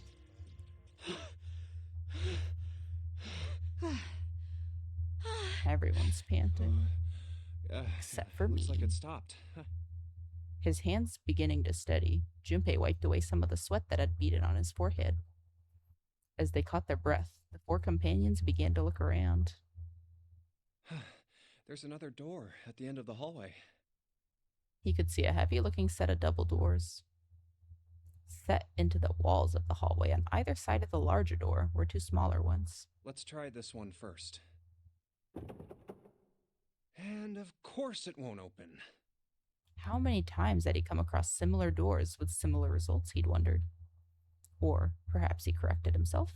More a lack of results. Whatever the reason, the door remained firm and unyielding and refused to allow Junpei or anyone else passage. A keyhole. Is that Venus? No. Venus was the other one. What is this, Mars? What's this mark? Mail? He wasn't quite sure what to make of it and stared at it for a moment in confusion. It was June that corrected him. No, not exactly. That's probably the symbol of I Mars. knew it. Well, technically, they are the same symbol. But I saw a number of similar symbols near the main stairway. The symbols of the solar system. Oh, that's right. The sun. Yep, the sun, Saturn, and the Earth. At least that's what I'm assuming. So this isn't the man symbol. It's a symbol for Mars? I think so, yes. I see. Wait, where's Santa? While Junpei and June talked, Santa had disappeared. They turned to find him some distance down the hallway. He'd gone to check the other doors. Eventually, he reached the last one of them and jogged back. Took him only a moment to catch his breath again. Yeah, so, I looked the place over. Here's the deal. None of the other doors open. Then that must mean... We only have 2 more doors. Lotus examined the doors on either side of the larger double door. Each one had a metal plate attached to it. Maybe it's the room number. The door on the left has Yeah, a B92. what else would it be? And the one on the right says B93. All right, let's open them. Okay, I'll get B93 then. Junpei put his hand on the doorknob, and Santa moved to the other door. They'd made it through the numbered doors alive. There was nothing more to be afraid of. Junpei and Santa looked at each other and nodded. 1, 2, 3! In unison, they pushed against their respective doors and promptly found themselves in a new room. Yeah, who would have thought? Opening the door, huh? June followed Junpei as he threw open his door. They turned around and saw that the door on the other side was open as well. Through the door was another person, his mouth agape. It was Santa. Hey, it opened. Yeah, it did. Junpei and Santa looked at each other. I didn't expect that. It was so easy. Lotus's calm voice broke into their thoughts. Maybe this is all part of Zero's plan. I can't say I enjoy being treated like someone's puppet. As she headed for room 93, Lotus continued. Well, now we have these 2 rooms. I'm sure there's something in there that will help us get out of here. Let's find it. Santa and I will search this room. You 2 take the other one. All right. Okay. Let's see how good I am at this one. There's a lot of rooms. Oh my goodness, there's a lot of rooms.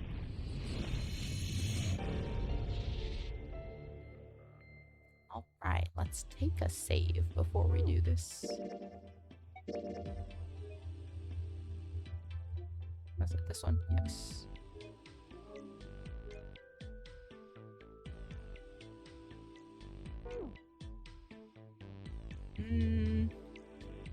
Let's look at this first. Rorschach test.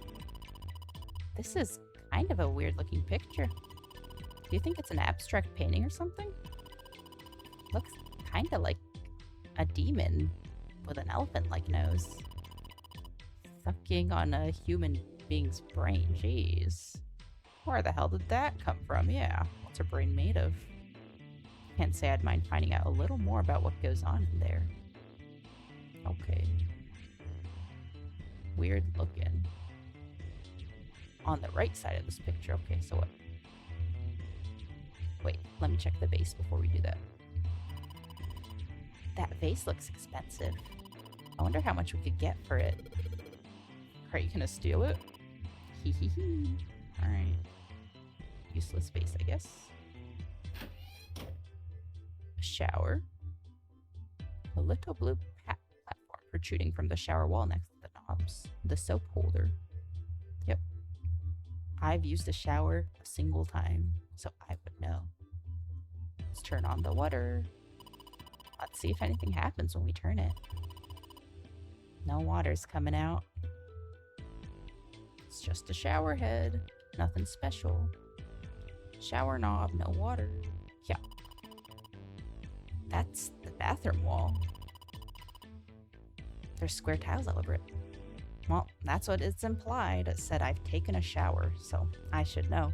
The way he said it, you know? Who knows his personal life, you know? Alright. There has to be a reason they let us into this room. What do I do with this? I'll come back later. Oh, I can turn.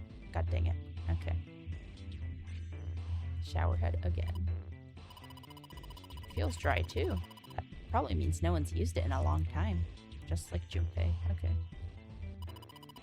A collection of full and partially depleted rolls of toilet paper. Someone was well prepared.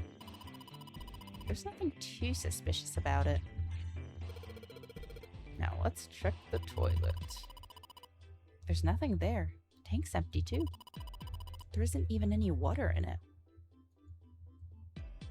Alright. Shower curtain. Shower curtains, huh?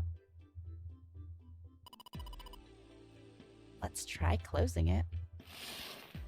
Ooh, in here together with her. Reminds you of the time your sister asked if you rode a bus, and you replied, yep, I've ridden a bus. Yep. I like acting like that too. Just to be a little smartass.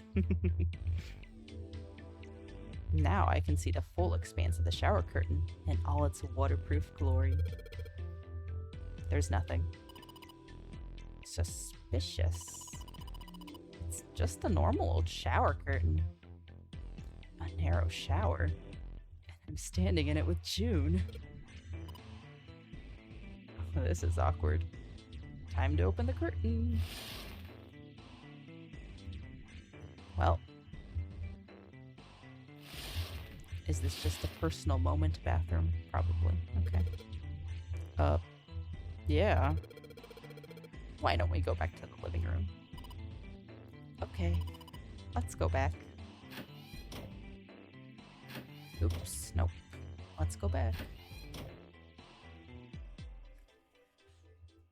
Matchbox. What is this? Oh, yep, it is a matchbox. It's a box of matches. There are matches inside, obviously. Hey, do you think we could burn down that door at the end of the hallway with these matches? Not gonna work, huh? Yeah. What? Oh, Junpei looked down blankly at what he was holding, then up at June. Oh yeah, how's your fever? You feeling better now? Yes, I'm fine. June certainly looked fine. Let me see your forehead. Junpei held his hand on her forehead for a few seconds.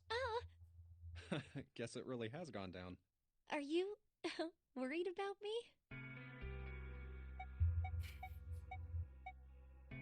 Okay, I would say this, but, Junpei is gonna be the little,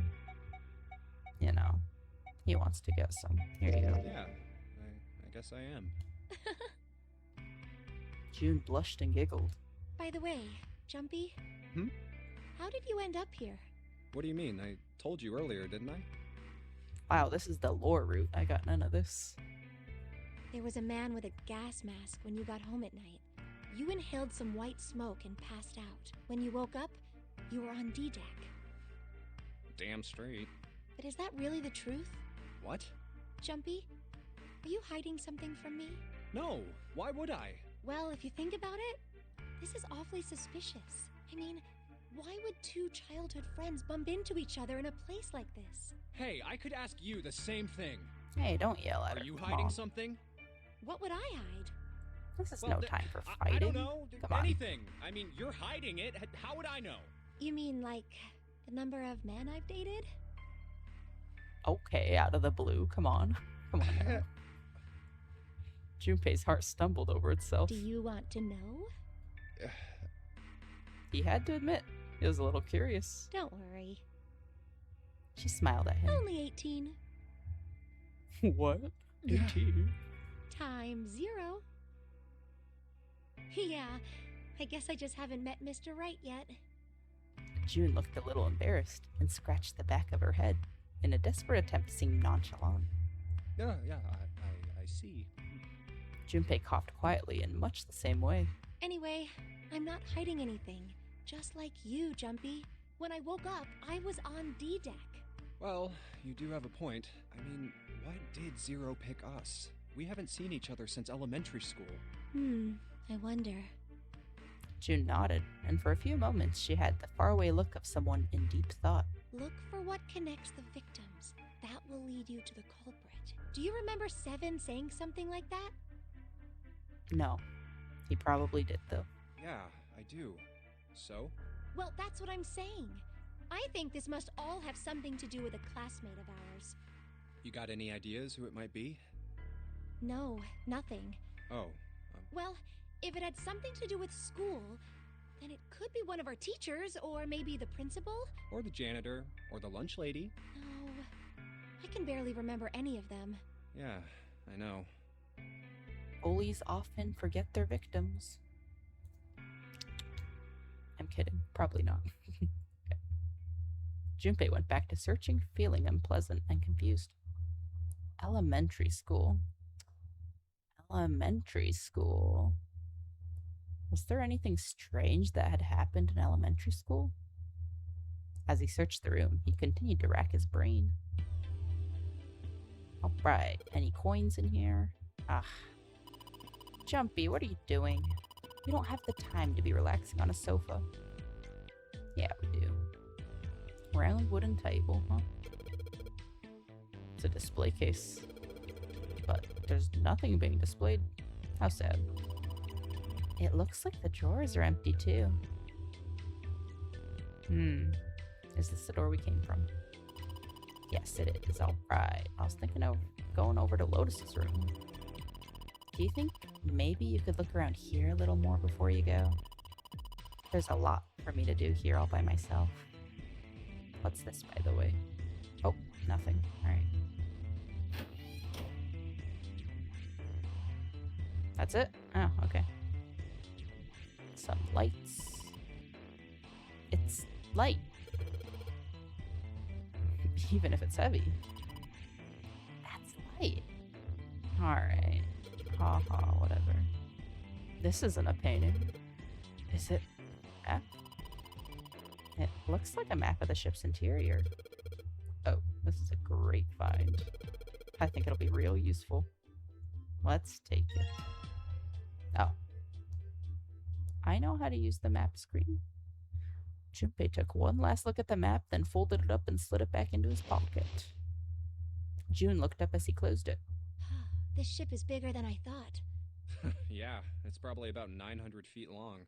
Must be one of those fancy cruise ships. Of course, it doesn't really look like a cruise ship. Everything in here is really retro.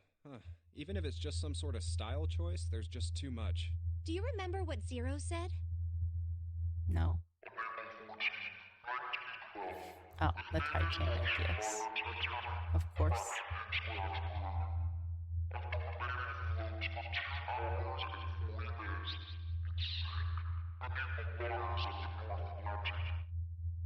Do you think maybe this boat and the Titanic have something to do with each other? That's a good point. I don't get a history lesson with I these doubt groups. he would have mentioned it if there wasn't a reason. Unfortunate. Junpei took a moment to look around the room. Do you think this boat is... The actual Titanic? Yeah, he's gonna be dumb. He's gonna be dumb. Actual Titanic? The actual Titanic? You mean it, like, slipped through time and ended up here? Before the ship sunk on April 14th, 1912? Huh? What the hell are you smoking? Huh? Did I get it wrong? Junpei grinned and shook his head. No, that's not... I mean, come on. Slipped through time? Seriously? I was talking about the controversy surrounding the Titanic. Oh, the Titanic actually never sank. Controversy? Come on. What do you mean? Come Haven't on. you heard of it? It's pretty famous, you know? The Titanic had a sister ship that was essentially identical. It was called the Olympic. Oh, yes, I have heard of that. I think I heard it was troubled by a lot of problems. And the company that owned it didn't know what to do with it, right? So they made the Olympic up to look just like the brand new Titanic. That's right. They also took out a huge insurance policy on it before it set sail. So we get a different history lesson on this one.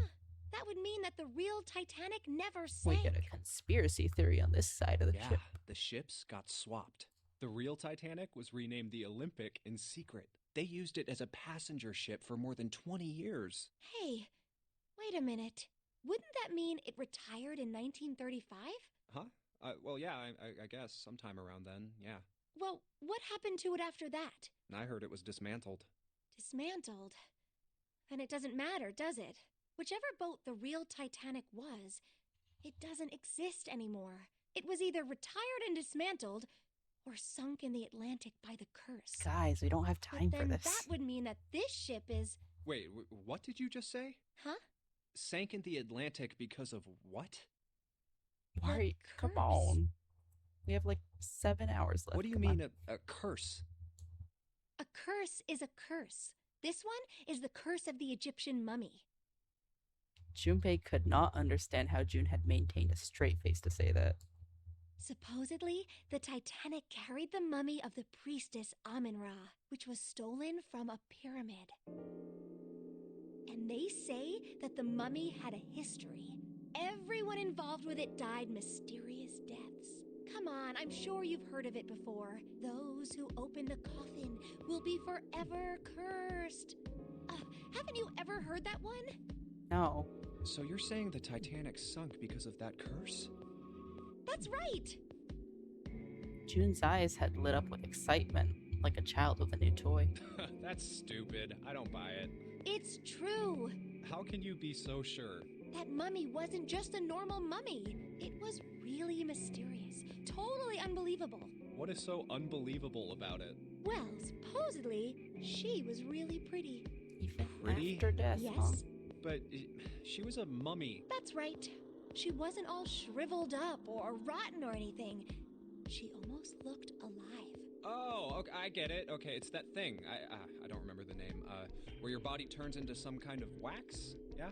The fat in it turns into something kind of like candle wax, right? Gross. Yes, saponification, but that's not what it was. She's like a conspiracy now. Why does she know all this stuff? What the heck? Huh? That's not it. She wasn't wax. Then what was it? They say that she was frozen. Cryogenically. What? Wow, by aliens. That's right. The wow. whole body was Wow. frozen. You know how a human body is more than 60% water? Well, all of that water was frozen. The story says that from the time of its discovery all the way through to when it got put on the Titanic, even though it was carried through the desert, her body never melted. That's crazy. I think so too, but maybe it's true and we just didn't know about it before. I didn't know? Yep. Maybe it's common sense to eat shaved ice in the desert because it lasts forever. Huh? Nah, that seems too silly to be true. But maybe it isn't. It just appears that 20 way because minutes you have didn't know passed it. since they started this yeah, conversation. Their time is up. Oh my goodness. June and Junpei talked a little more, then went back to their investigation. But even as they did, his mind went back to what she'd told him. Ice that doesn't melt, even in the desert?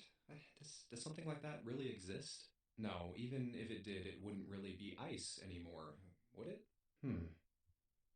The more he thought about it, the more his head hurt. Like he'd eaten his ice cream too fast. Wow, that's so, it's so funny. I'll save later. Like the other side of the ship when I was with, Snake and Seven, all serious stuff. It's just gooberness. It's a bottle with water in it. This is a bedroom. They probably have it in here because your throat always feels dry when you wake up, you know? My throat's dry, but I think that's because I'm a little nervous right now. Well, we did run a lot, so we're kind of sweaty. Hey, Jumpy. Oh my god, she's coming on hard. Just want to take a shower together? Whoa. Just kidding. Too late to take that back. My brain's already working out the picture. My throat was dry already. This sure isn't helping. Can I not take this? I guess not. Alright. Wanna get in? It's a light blue blanket with some designs on it. Someone's made the bed, or at least never unmade it. There's only one bed sheet under the blanket. Nothing exciting. A bed frame. Now we don't have to worry about falling off. I toss and turn when I sleep. She's blushing again. What the hell is she thinking about? You know what, dude. You know what. Alright. The chair that goes to the dresser. There's nothing particularly interesting about it. This is the mirror for the dresser. And now she's playing with her hair. Does she even realize she's doing that? Hey, we don't have time for that. You guys just had a long conversation about mummies and a fake Titanic. Come on, we have time for anything. Yes, there is. Who? What? Why are you so quiet all of a sudden? Oh, forget it, Jumpy. A key. Thank you. A key. Do you think it's the key to the dresser? On another similar dresser, huh? Is this a dresser? Nope, it's a cupboard. There's cups inside, surprising no one. Where even was another... Oh, this thing? Maybe.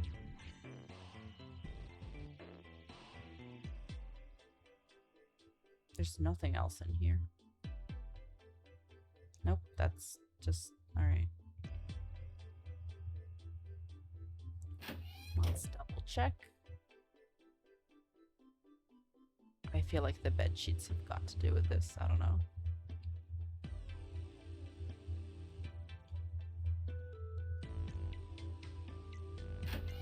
Well. Oh, we're not going out. Okay, okay. Yep.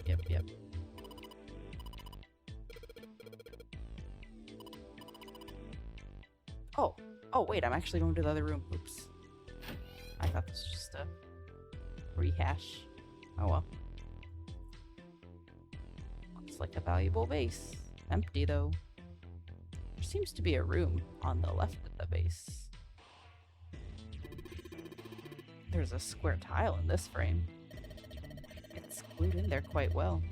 I don't think you can take it out. Alright. Sus.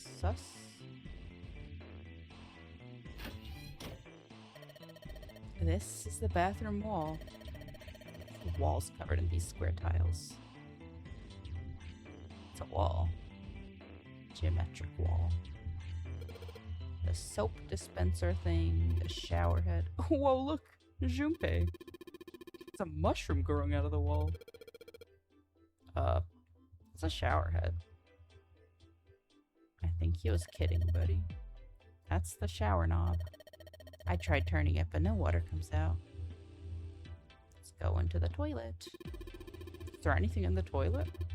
Guess not. Tank's empty too. Paper. We've got 2 rolls, I guess. Right. A candle, huh? Odd. This might come in handy.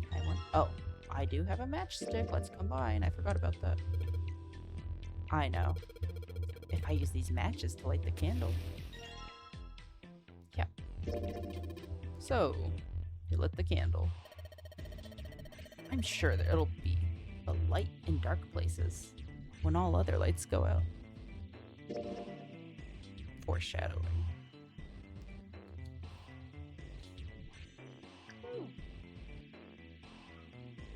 Wow, there's a lot of stuff in this cabinet. Well, this is a display case. Check it out. These plates and shit look really expensive. You wanna take a look? Yes.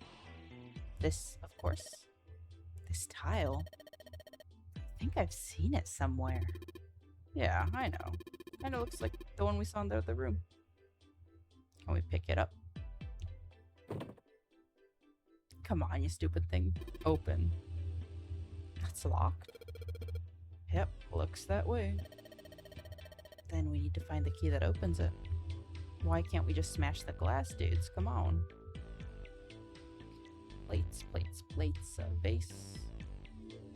A bowl. A vase. A box. Great. Okay.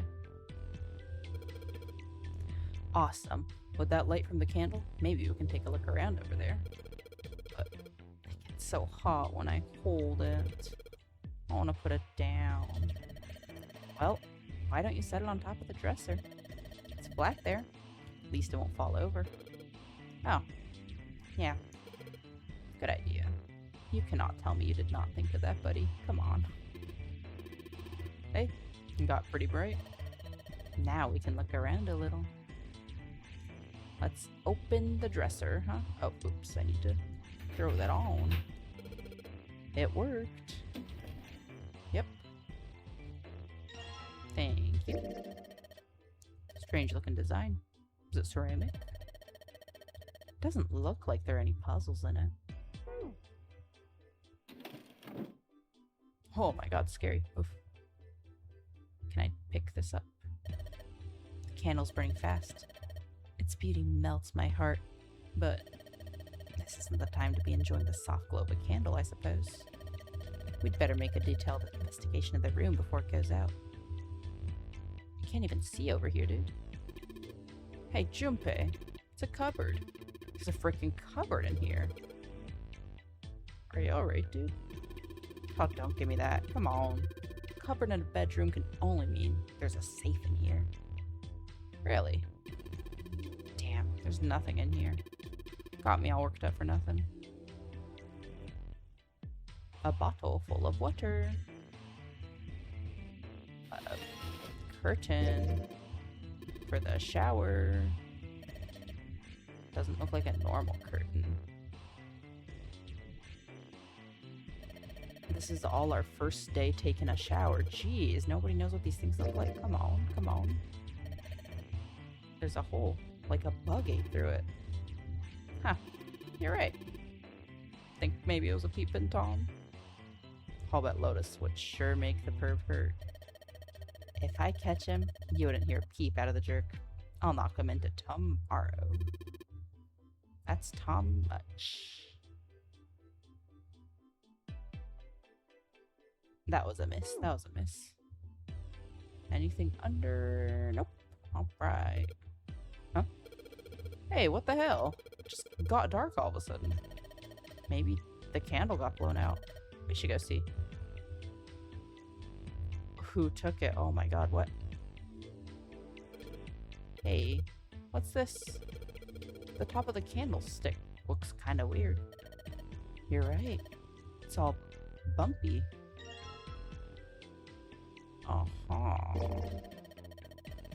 The part of the candlestick where the candle goes looks like a key. A key. think I ran into a lock I couldn't open earlier. Like, yeah, how would the candle melt that quickly? I think someone took the candle. Probably not. Oops, oops, oops. Go away. Let's go back. Let's go here. Yeah. Perhaps. A key.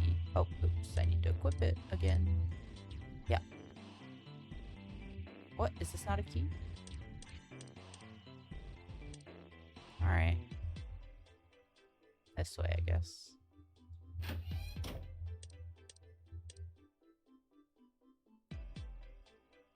Alright, throw that bad boy on.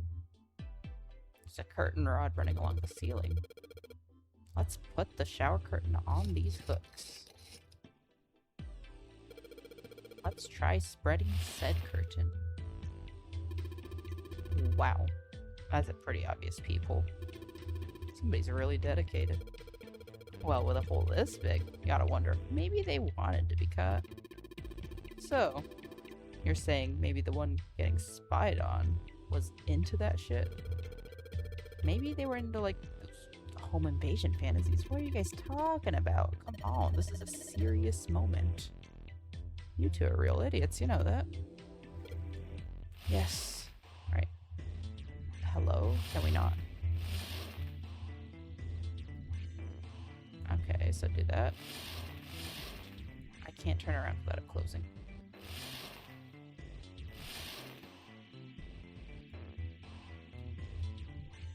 Okay.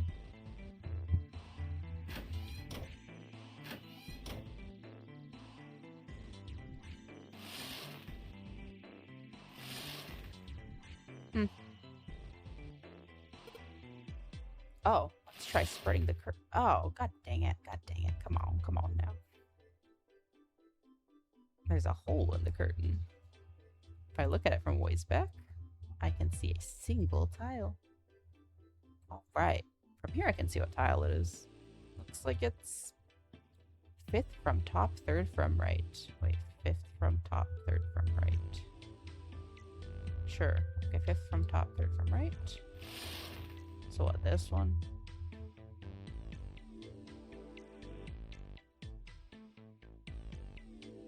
Thing's not budging. Well, then that means... What do you mean then that means? What?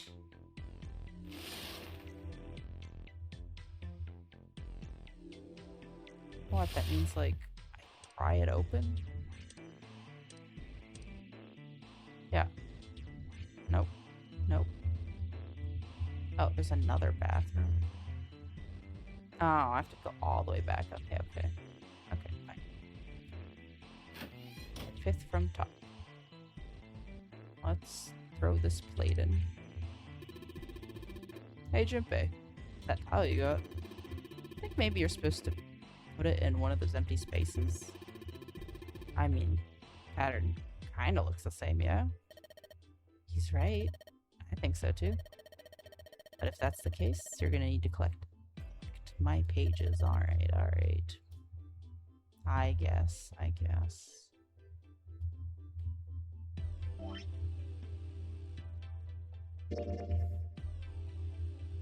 I really thought I could... I really thought this was the lock. I guess not. Why did it work this time? What the heck? Alright, pull that shit open. I could have done this ages ago. Let's grab that. Yep, it sure does look like something. Hey, Junpei, you got a minute? Santa had shown up out of nowhere and gave Junpei no small start. Here, take this. Santa pulled something out of his pocket. A bookmark? It looked like a bookmark. Had a 4-leaf clover in it. What is this for? Do you want me to read a book? I found it in between some of the cushions on the sofa. Pretty sure it ain't gonna be any help to us, but I figured we might as well hang on to it anyway. Then why don't you hold on to it? Santa gave him a wry smile. You know what I hate most in the world?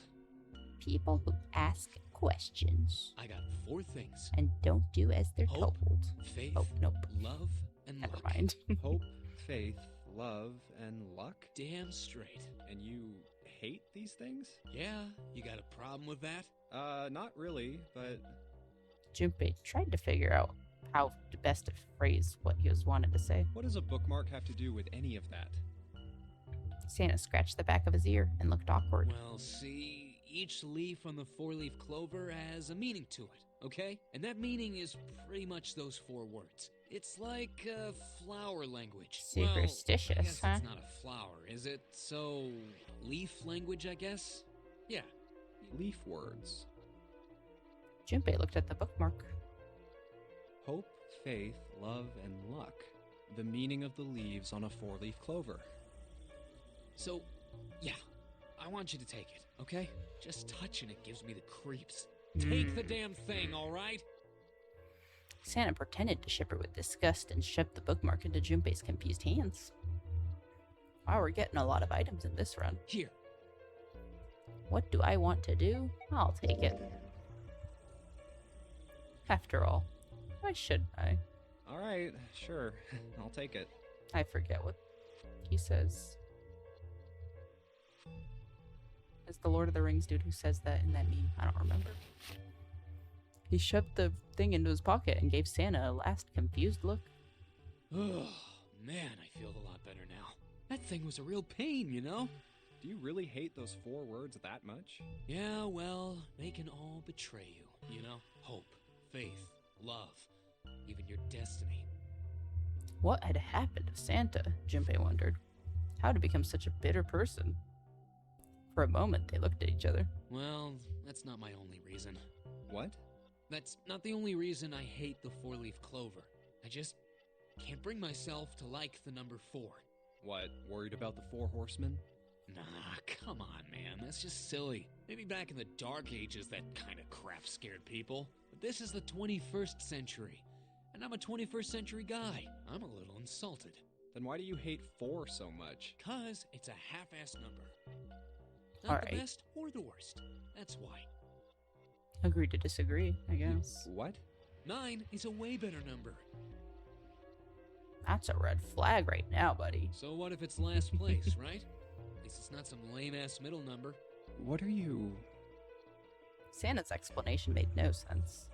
Junpei was even more confused than before. You play? Play? Oops, oops. Oh, man, I forgot this thing was even here. You know what? Santa looks like a gambling kind of dude. You mean like gambling? Yeah, of course. What else would I mean? In Baccarat, the best possible hand totals 9. They call it Le Grand. Hey, I did that in my puzzle before. But the lowest, most worthless cards, zeros. They call monkey. Just like the guy in charge of this game, huh? Zero's a monkey. Santa blinked, utterly stunned. What? Then he began to laugh. Oh man, you're totally right. The guy who trapped us in here sure is one hell of a monkey. That was when Lotus spoke up. You know, if you think about it, the nonary game is really a lot like Baccarat. Why do we all know how to play Baccarat? What is this? Come on. Apparently she'd been listening. And of course, it doesn't use any of that stupid digital root junk. You just drop the tens digit, and that's it. Still, it does have the same idea of your final number needing to be a single digit. Oh, yeah, I guess you got a point. And in both games, whoever has 9 wins. The person who makes 9 wins? Wait, did you forget already? Don't you remember what Zero said? It is hidden, but an exit can be found. Seek a way out. Seek a door that carries a 9. So, if we want to get off this boat, we have to make a team whose numbers have the digital root of 9. That's right. This is at the beginning of the game where they didn't think of this stuff. We're going to make it out alive. Of course. That's why it's called the nonary game. What? Huh? You don't know? Nonary means something derived from 9 or base 9. It's derived from the Latin prefix nona, which means 9. While we're at it, the prefix for 1 is uni. You know, like the unicorn, the horse with 1 horn. 2 is bi, like binary. Binary means Like composed of 2 bisexual. parts. 3 is tri. I'm sure you've heard that one plenty. A tri-state. Like trio, triple, and triangle. You get the idea. After that, you have quart, quinti, sext, septum, and so on. And of course, the prefix for 8 is octo, like octopus. It's called that because it has 8 Octopath legs. Traveler. Get it? I see. So then Nona means 9. Isn't her kid named Nona? So, how It many of is. us are trapped on this ship? That'd be 9. And what are the bracelet numbers we have? They go from 1 to 9. And our time limit? How many hours did we have? Zero said 9 hours. And finally, to get out of this We need to find the door with a 9 that's hidden somewhere in the ship. By making a team with the digital root of 9. Lotus nodded again. And there you have it. The number 9 is everywhere in this game. He's got a real theme of 9s for this whole thing. No wonder it's called the Nonary game.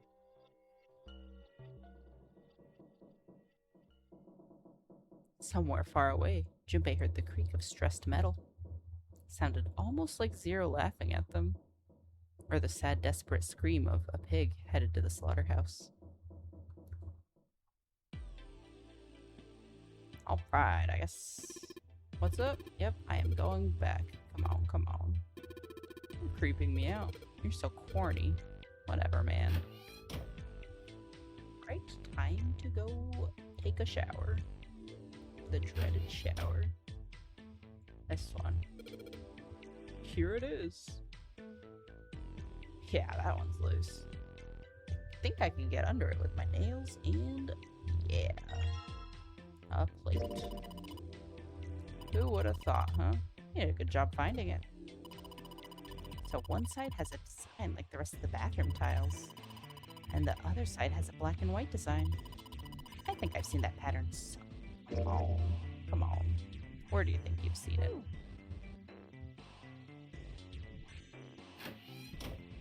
Alright, let's take oops, go away, go back. Let's take a look. I think we're gonna have to do this ourselves.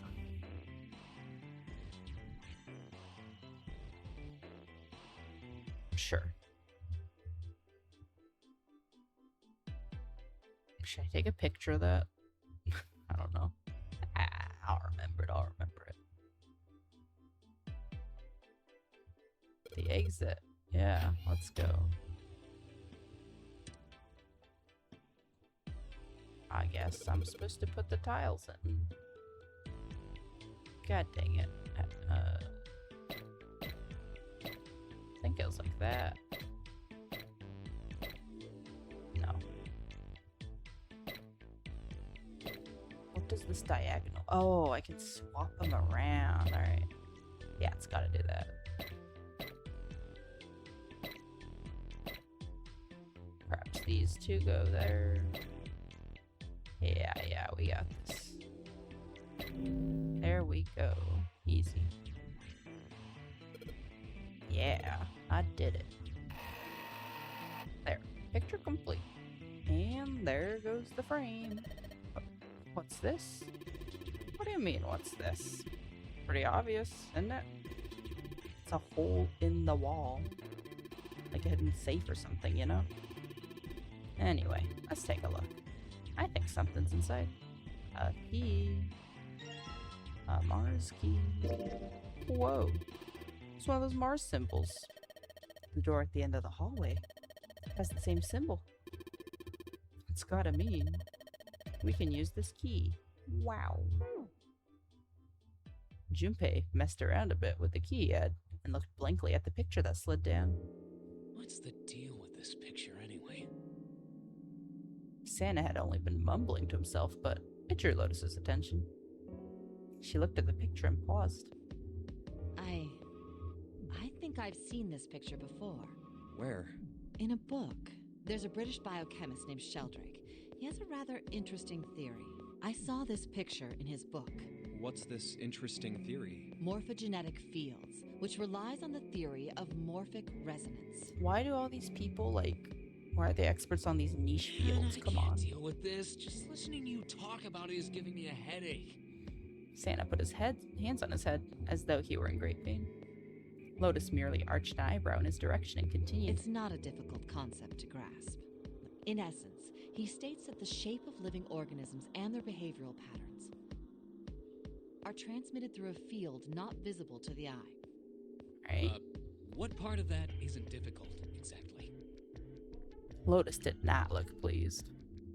All right, how about this? Theory of the telepathic mechanism. No, what is this? Telepathy? Yes, well, perhaps not exactly telepathy, but it's close enough for a simple approximation. Santa suddenly burst into laughter. Are you serious? Telepathy? So if we would have taken this path, we would already known of this, like, Act 1. Jeez. Who do you think we are? Kids from the 70s? I can't believe someone would actually do serious research on something like that. Yes, I agree. Lotus's response was surprisingly curt. Junpei had expected at least some conflict. I read the book, but I can hardly say I understood it. I'm in no position to defend or condemn anything it said. It was probably just someone latching onto a statistical outlier from some study and turning it into a ridiculous theory.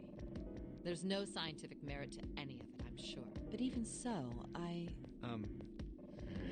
Anyway, I saw a picture like that one in his book. Lotus indicated the picture they'd all been looking at. After a moment, she walked up to the strange picture, examined it, and then spoke. Hey, what do you think this picture looks like? A lovely butterfly. What do you mean? Isn't it just like abstract or something like that? It's just black and white scribbles. There's no meaning there. That's it. What about you, Junpei? Does it look like anything to you? I guess it looks like... Am I gonna regurgitate? What the heck is a funya ripina? I have no idea. It looks like absolutely nothing. Jeez. Let's say butterfly. It's butterfly. Cho butterfly Yusofa. What? This is the head, and this is the nose and the mouth. Wait, what? What's a Cho Yusofa? Wait, what? You mean you don't know? He's a former pro wrestler and a huge movie star. I've never heard of him in He my was life. just in this movie called Man Bag. Oh, man, it was so sweet. He was all like, nom, nom, nom, nom, throwing the bag around like a big mouth. Oh. Wow, he has terrible And taste then, in like, guns and movies. What gadgets is and this? stuff would just fly out of it. Damn, just thinking about it gives me chills. After 3 seconds of silence, Lotus looked at Junpei. You're just screwing with me, aren't you, Junpei? Forget it. I'm just gonna tell you. This is a dog. See? Like this. No, I don't. Lotus pointed out the parts of the picture, and eventually, a dog took shape in them. I'm not seeing it.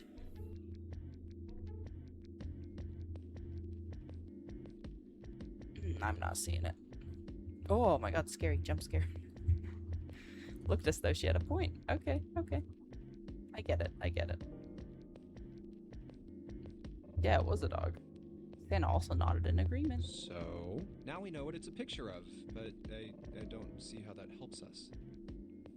Lotus nodded and began to speak. A TV show from Great Britain did an experiment once. They took two similar pictures. Both of them were difficult to identify. But once you figured out the answer, you couldn't see it as anything Oh, it's else. like the old woman, young lady drawing. These two pictures. The first was a woman wearing a hat. The other one, well, to make it easier, The woman with a big nose, huh? let's just say it was this picture of a dog. So, their Yeah, they didn't experiment. wanna put that in there. First, they sent the picture to other parts of the world, outside the reach of British airwaves, to Ireland, the US, Africa, Europe. Then, in each country, they gathered a number of test subjects, roughly 1,000 people. They were shown the two pictures and asked, what does this picture look like to you? The results weren't really interesting on their own. 9.2% of the people saw the lady in the lady picture. 3.9% saw the dog in the dog picture. Then, 2 days later, they aired a new program on their show. During the 30-minute show, they broadcast the dog picture, and the audience was estimated to be 200,000 people. After the broadcast, it was a safe bet that the number of people who knew the solution to the dog picture was at least that many. After another 2 days passed, they gathered more research subjects from areas outside the reach of British TV. And Did this actually this time, happen? They only found a sample of Or roughly is video game stuff? 350 people. Naturally, none of them had participated in the first test. They were, however, given the same test and the same two pictures. The results were startling. 10% of the people saw the lady in the lady picture. The previous test sat at a 9.2% success rate. The dog picture, however, produced a very different result. The percentage of people able to successfully find the dog, it went from 3.9% to 6.8%, a very significant increase. I mean, the sample size changed too. So do you understand? Do you realize the significance of this experiment? No, there was no I way the don't. second group could have seen the picture. They lived far away from Britain and couldn't have seen it. But even so, it was only the success rate for the dog picture that went up. Why? How did that happen? What does it mean? No idea. Something above my pay grade. Lotus looked back and forth from Junpei to Santa and back again. Normally calm and collected, she looked now as though she were very nearly possessed. There was something manic about her manner. Santa took an involuntary step backward. Junpei didn't budge and stared straight back into Lotus's eyes. Oh, wait, does this have something to do with that field? Or whatever it was that you were talking about earlier? A field not visible to the eye. So, if more people know the answer, then that information will pass through the field. Huh. Psych! Her manner suddenly shifted, and Lotus smiled broadly at Junpei. We don't have time for this, girl. Come on. She waved her hand dismissively, doing her best to laugh the whole confrontation off. I was just kidding. You really shouldn't take No, me you seriously. weren't. No, you weren't. Well, I mean, the things I just told you about are true. They really did happen. But the results of that experiment really aren't anything to go by. They could have easily falsified them. In the end, I'm sure they were just in it for the ratings. They are a TV station after all. Very true. At last, it seemed that Santa had gained control of his composure. Right! Man, I gotta admit, you had me there for a minute. I, really thought you were serious. Of course not. Like I told you before, I'm sure it's all just pseudoscience. Oh, okay, right. Santa and Lotus laughed and gave one another jovial claps on the shoulder. Junpei, however, did not feel much like laughing. Something felt wrong. Unclear. All right, enough nonsense. We've got the key. Let's get out of here. Word. Word. Lotus and Santa walked away from the picture. But Junpei stayed staring at the picture of the dog. I hope nothing else floats up. That's kind of scary. A field not visible to the naked eye. Morphogenetic field. He's gonna see those body parts of Mr. Nine. The more he thought about it, the more his head hurt. Nope. Okay, that's it. Goodbye. All right, let's go to the hall. I'll go get June. You guys head to the door. All right. Roger that. Oops, oops, oops. Nope. Knock, knock. Good job, Junpei. Good. Now let's get going. Come on. What are you guys standing around for? Let's get out of here. Knock, knock. Come on, Jumpy. Let's go. Oh my goodness, alright. I felt like that was much more story than my half of the door. Let's take a save, and I think I'll call it a night there. Let's take a look at our little flowchart, huh? Oh my god, there's more. That's right. Wow. Okay, well, that's a good place to stop it anyway. All right, well, we made progress. We finished one of the endings, so unintentionally the bad. I really thought I was not going for the bad ending there, but I picked wrong because I was too intrigued by Mr. Seven, favorite character. Oh well, oh well. It's all right. I like all endings. I usually get evil endings. It's just funny that I unintentionally got that one. Anyway, I'll finish this stuff next week. Monday, Wednesday, Friday, if I can, per usual. Yeah, the weekend, I'll see. Maybe I'll do Blasphemous. Maybe I'll do, like, the Black Ops campaign. We'll see what I do this weekend. But yeah, I'll come back to this on Monday. But yeah, other than that, thanks to whoever is still watching. Hope you guys have a good rest of your night or day, wherever you guys may be. It is 1 o'clock here, so it's kind of late. But yeah, hope you guys have a good night, and I'll see you guys either tomorrow or Sunday with my weekend games. Have a good night.